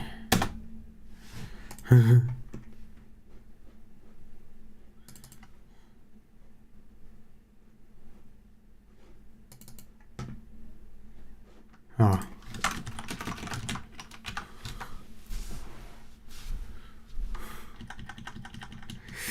There's your enums.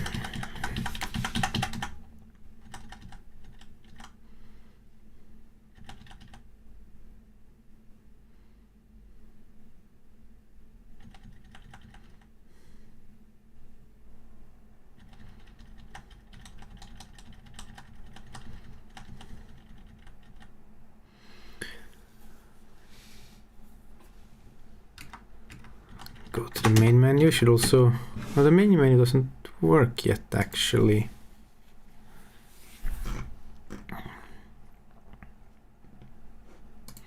You know what we can do, I think.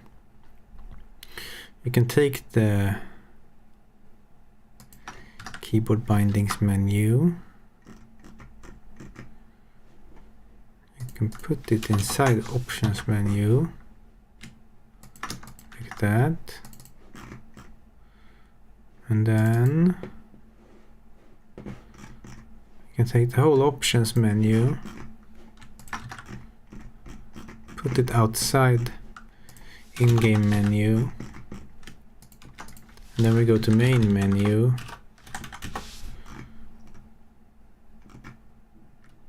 No, I mean, it's confusing because there's a main menu in the in-game menu, and then there's a main menu that is the main menu. Right, in-game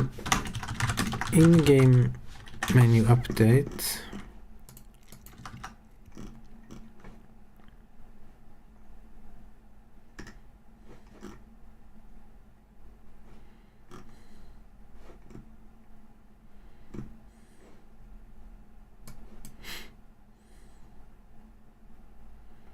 This thing totally doesn't need to be a proc like this. It's just totally unnecessary.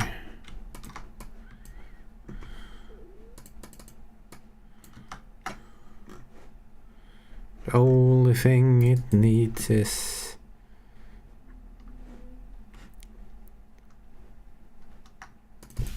this one needs to be 1, the menu depth everywhere here.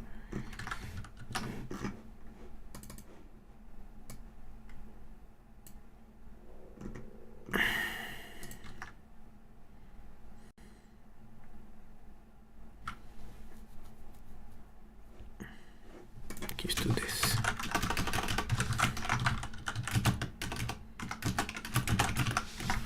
The menu depth is 0. The position, oh yeah, I lost that when I removed the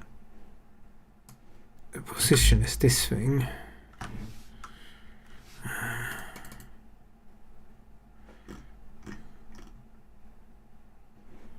Yeah, it's this stuff.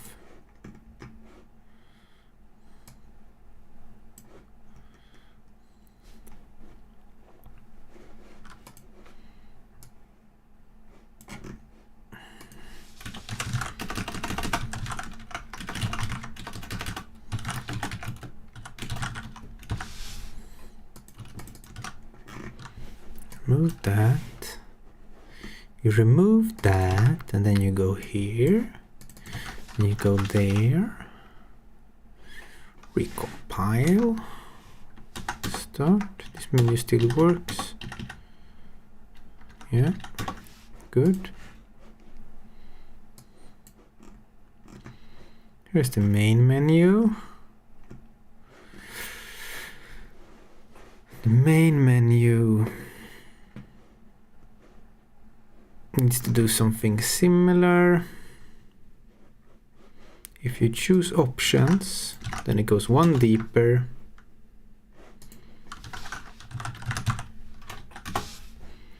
I don't even think the main menu has the correct things yet.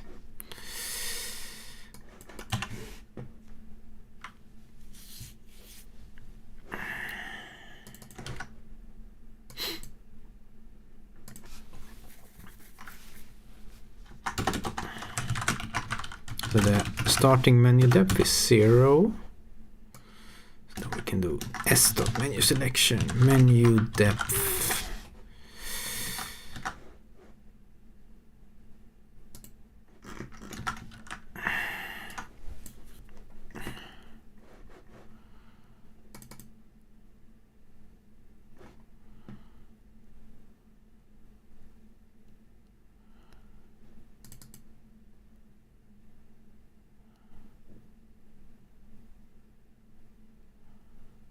Right.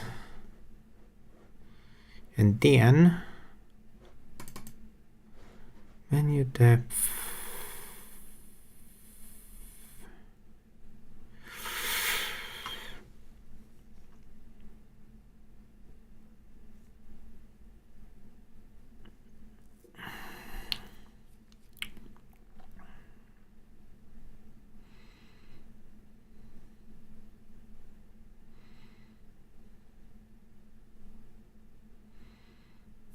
And then we go back here, look at the in-game menu update. And we will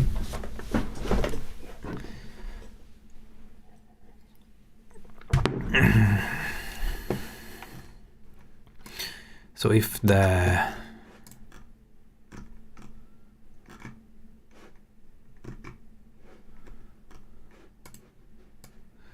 menu depth is not s.menu depth, which means that we're actually viewing a menu that's further inside. Then we do like this.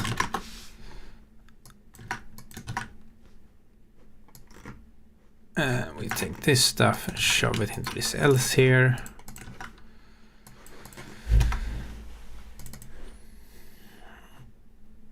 Maybe like that. Yeah, main menu choice dot options. And the position of the menu is this stuff. And that's this stuff, I think. Ugh.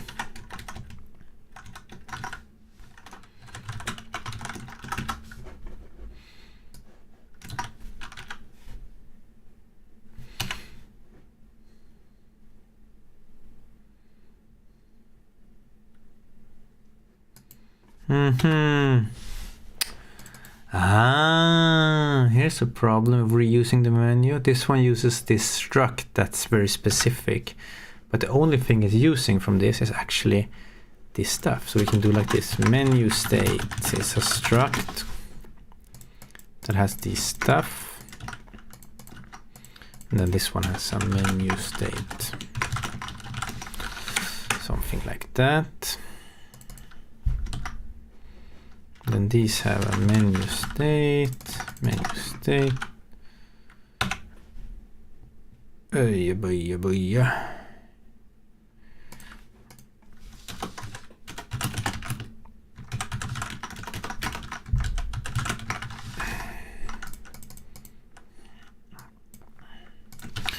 Menu state, and then we can remove the drop the word menu because it's implicit. These names here are a bit. Selection is. So what this means, what all this is, if I haven't been clear, is that you have a main menu with start, and then you have options and selection. This is at menu depth 0. At menu depth 1 we have this different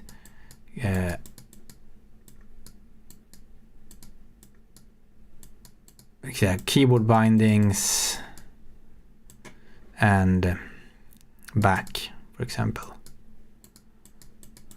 So selection here means that the selection at index 0 is what is selected on depth 0, so it's on this one. Selection at index 1 is at what is selected at this one. And then the depth is just actually then the size of this. How deep can it maximally go? So that's why I'm thinking maybe the names here aren't the best. Selection.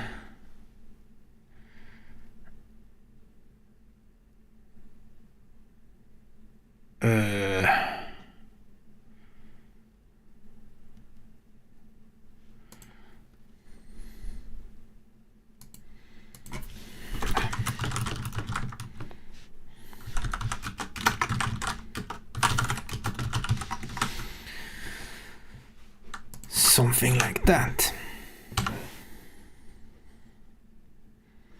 Root state main menu. In-game menus. Menu state. We called it. Okay. Oh, we just need to fix some stuff here.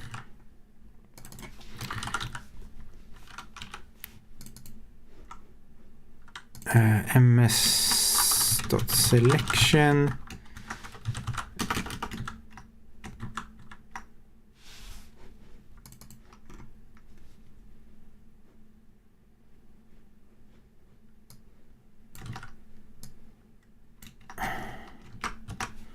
So, and this is ms.depth.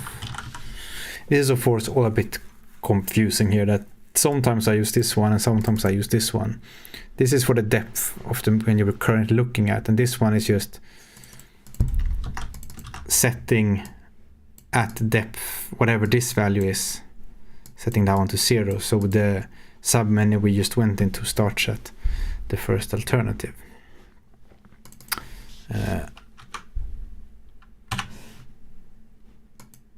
And then this one then should do this should do like ms. Then I'm thinking maybe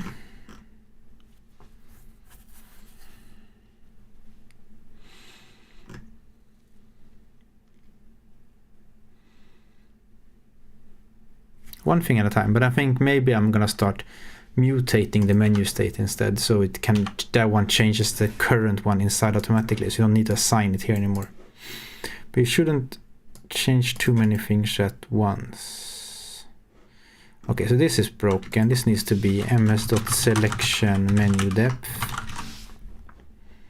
Selection.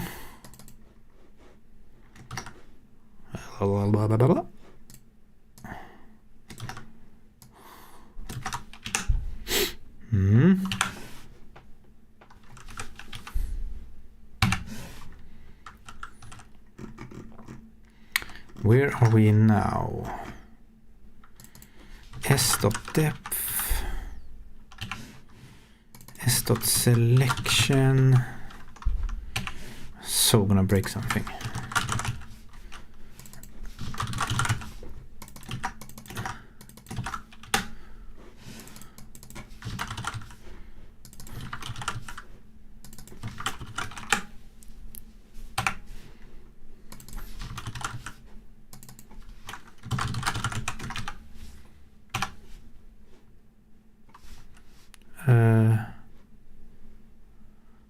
Where are we? In-game menu. Okay, we need to do something like this. ms equals s.menu state.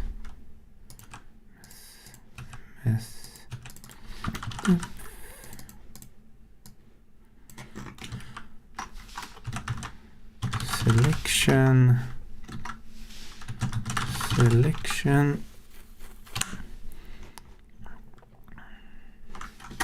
Then here was an ms instead. In-game menu choice selection. So gonna break something.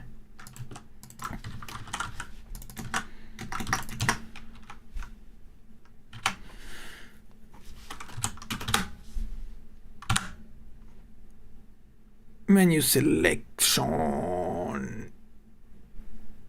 See.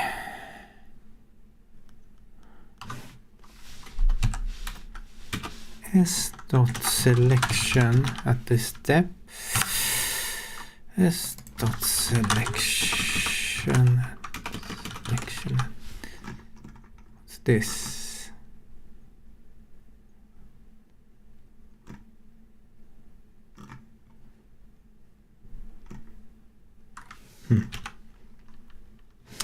Okay. Let's restart the game to make sure it's actually all working properly. Okay, going into the submenu did not work properly.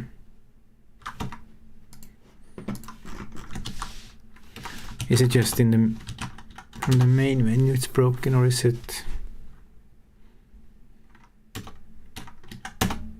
Yeah, it's just the main menu. It's not implemented correctly yet.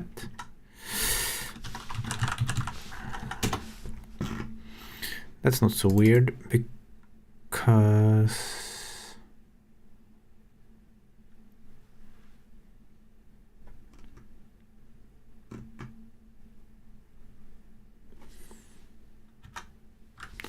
see here.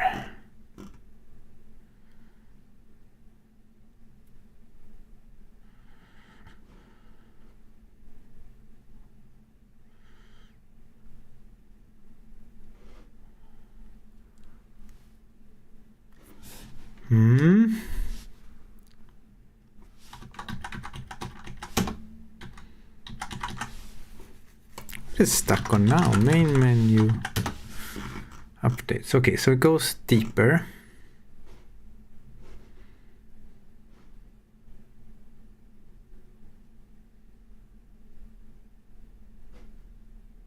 Ah, this is the problem. No, it's not.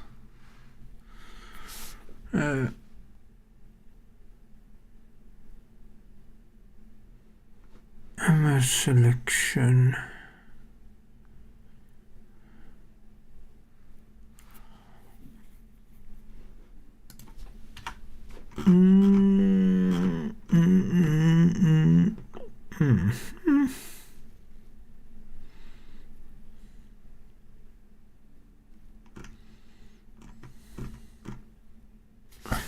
Weird.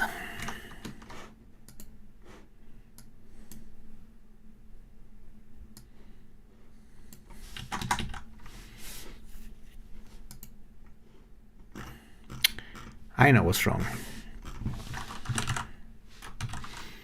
I know what's wrong.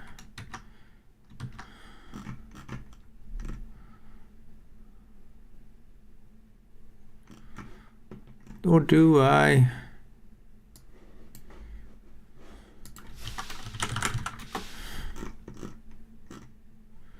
I thought it was something with the drawing that was wrong. Yes, it returns here, so it never gets down here. It shouldn't be a return here because that's why I added the else here. Now this will just jump to life. Yay! So now it reuses the same code. Very nice. Now I just need to pass in the text size because the text size is sort of changing and it's ugly. So this kind of menu thing, it needs a text size. Maybe we don't need the line height. Maybe we can always use the... I will probably need it though. But it can be 0 if line height is 0, then line height is text size.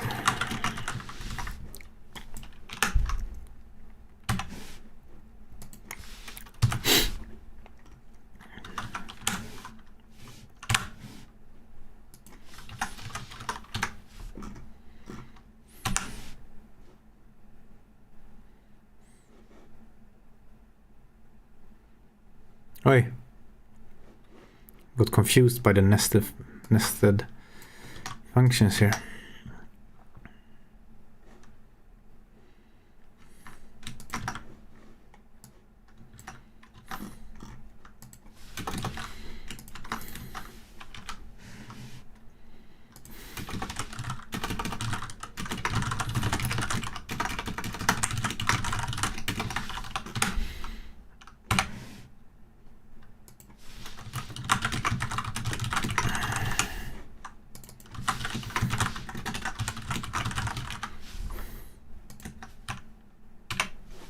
Next.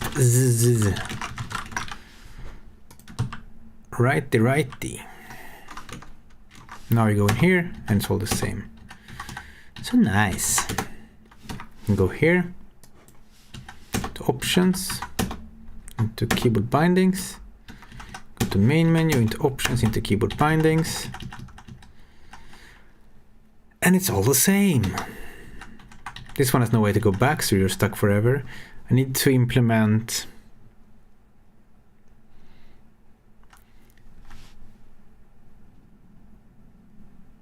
I think maybe I'll skip all the back buttons and at that escape. Maybe escape at any point just decrements the depth or something. I don't know.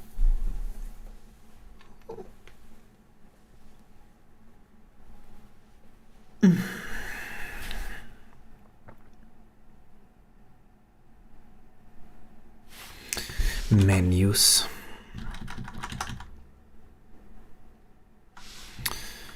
Right.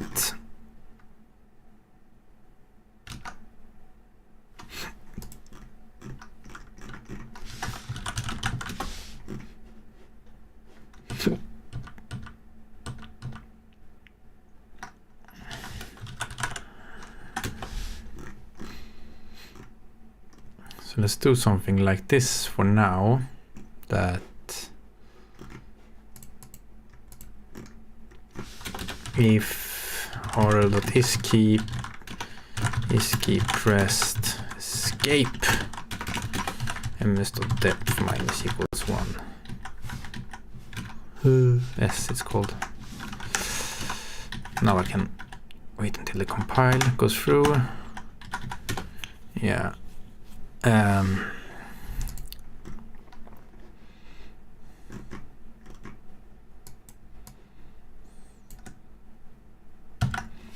Maybe I can just like in the main menu update here I can just put this thing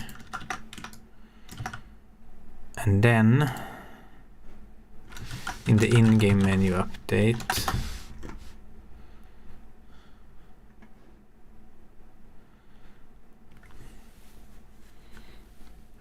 this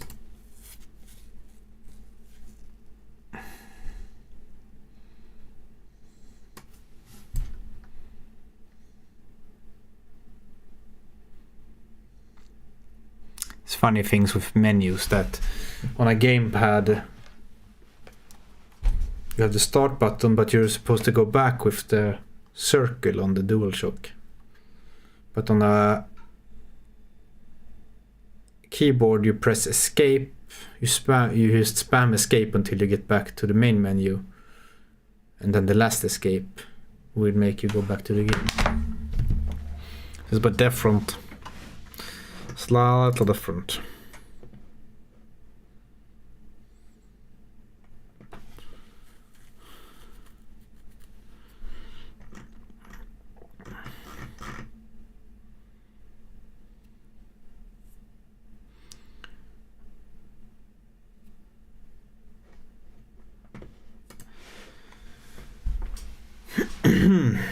I just want to focus now on getting some kind of bindings in here, so I'm just gonna not do so much. I'm gonna try to make the code for this nice in a bit, but right now I want to make sure the bindings work. Keyboard binding. This is not really a key. This is like a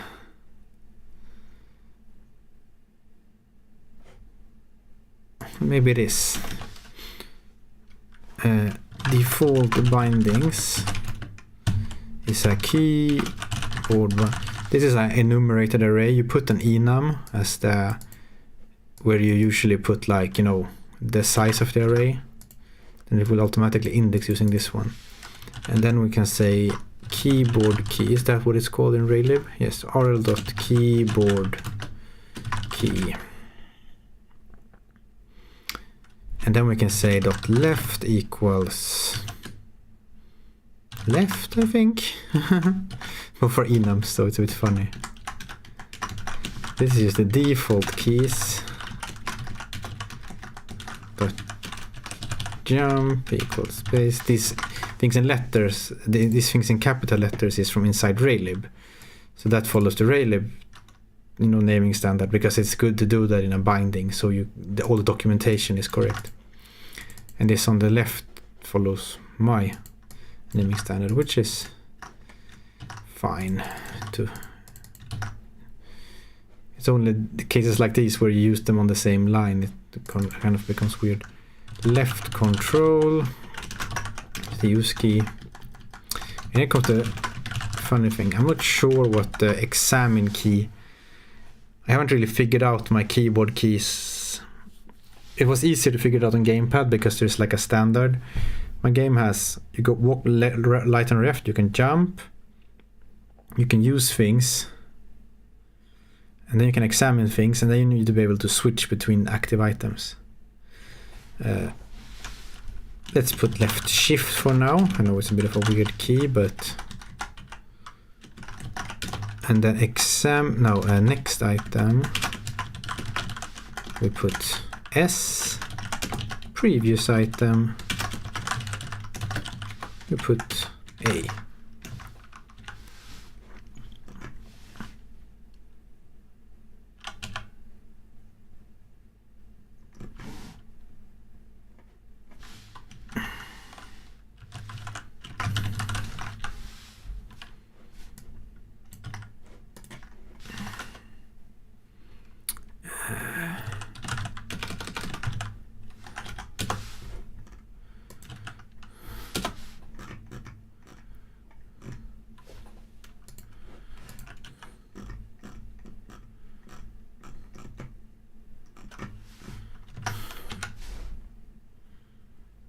So, there we go.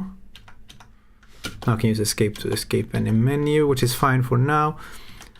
Okay. And there's also some default bindings. Let's add bindings.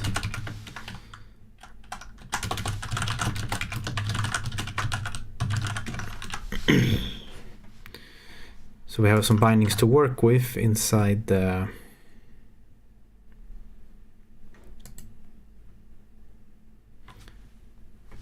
keyboard bindings.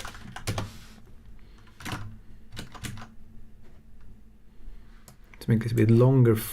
Okay, that doesn't work. Yeah. So we print the binding to the right of it there. Let's see if we can do that. B is the bindings at E. Right.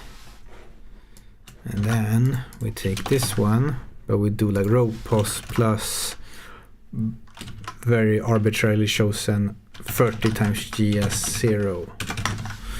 Boobly boobly boo. And then we say the binding over here. Bam bam, there they came. Woo! Was that 30 pixels? Or maybe it was 200 then. I don't know.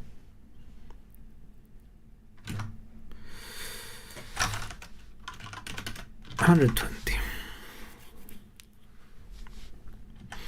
And you see, it's starting to look like video game bindings menu now.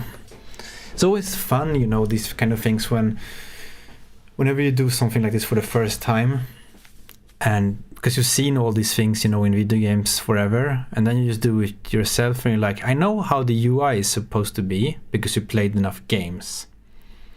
So you're just sort of reverse engineering it. You're like, I'm just gonna make some code that does that thing, and sometimes it's very easy, and sometimes there's this unexpectedly hard things that are just thrown at you. But anyways, let's see if we can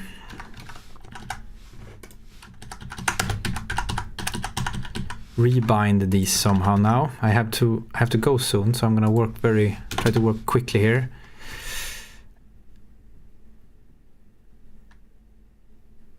I have no state to... Okay, let's just do like this. If... Let's check in Raylib if we have a key pressed. Get key pressed. Key code. Okay. RL if get key pressed pressed key. Wait, let's go up here. Yes, if pressed key. I need some way to... I need some extra state here. I need to be like, okay, we are currently rebinding this, but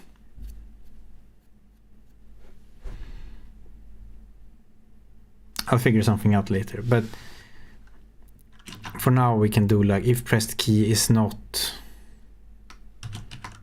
up and then pressed key is not down and then pressed.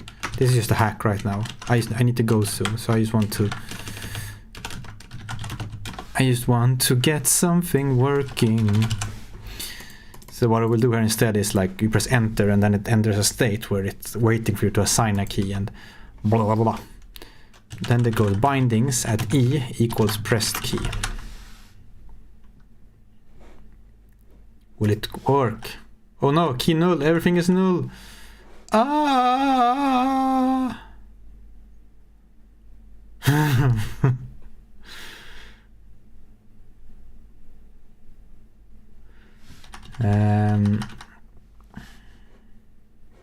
Yeah, of course, if pressed key is not nil,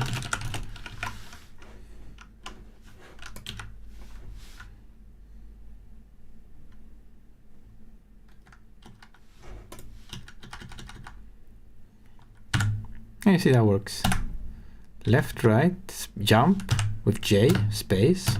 I can just press any key here now and it's like 4, 5, 3, 1, 2, backspace, enter. Left control. And type anything. That's amazing. Okay, cool. Cool. So let's try going to gather input. Let's just try something here. Bindings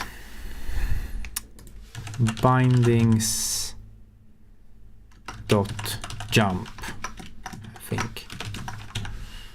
If is key press bindings dot jump. Okay, and then we go back here, put J, press start. Look, I'm pressing J now instead of space, and it jumps. So that's the principle, you know. So now I have an indirection. I have an indirection that goes from my own logical name, what it does in the game, to some key in the system. In my case, it's Raylib that has the keyboard enum. You know, this is just like any key on the keyboard. Then I need to do something similar for the gamepad. Gamepads are a bit trickier because they both have keys, but they also have analog sticks and stuff. But from here on, it's, except for that part, it should all be quite easy now. And then I need to serialize this, put it on disk in an options file, of course, and all that. And then I need to fix this bug that you can jump through walls. There is something going on here. There's also a hole over here. That's also good. Yeah, I think that's all good for a day of menu work. I mean, I had no menus at all today when I started, and now I have both this main menu and also have the in-game menu. The in-game menu is, you can't see the bindings right now. I'm gonna have to figure something out there. Maybe I might use the same style menu in game and in the main menu, so it always looks exactly the same. That makes it easier for me to make the menu, so it's the exact same menu layout, so I can just reuse it. But yeah, cool. Right. This, I don't know, there's something wrong with me. I press space between Git and S in status, and then I press space again. It happens quite often. You see I did it 3 times in a row here. I don't know what it is. Git. Why do I do that? I'm trying to just understand. Oh, anyways. Let's just check the diff here. Nothing weird has happened. What did I do to the level? I moved the layer of a cloud. That's alright. More work on bindings. Love a walk though. More walk on bindings. Gut status. It's quite alright today, actually. Push that. Yeah, that's all good for a day of menu stuff. Yeah, I have to go now, but you all have a nice day, and I'll see you in some other stream or video or something. Bye bye.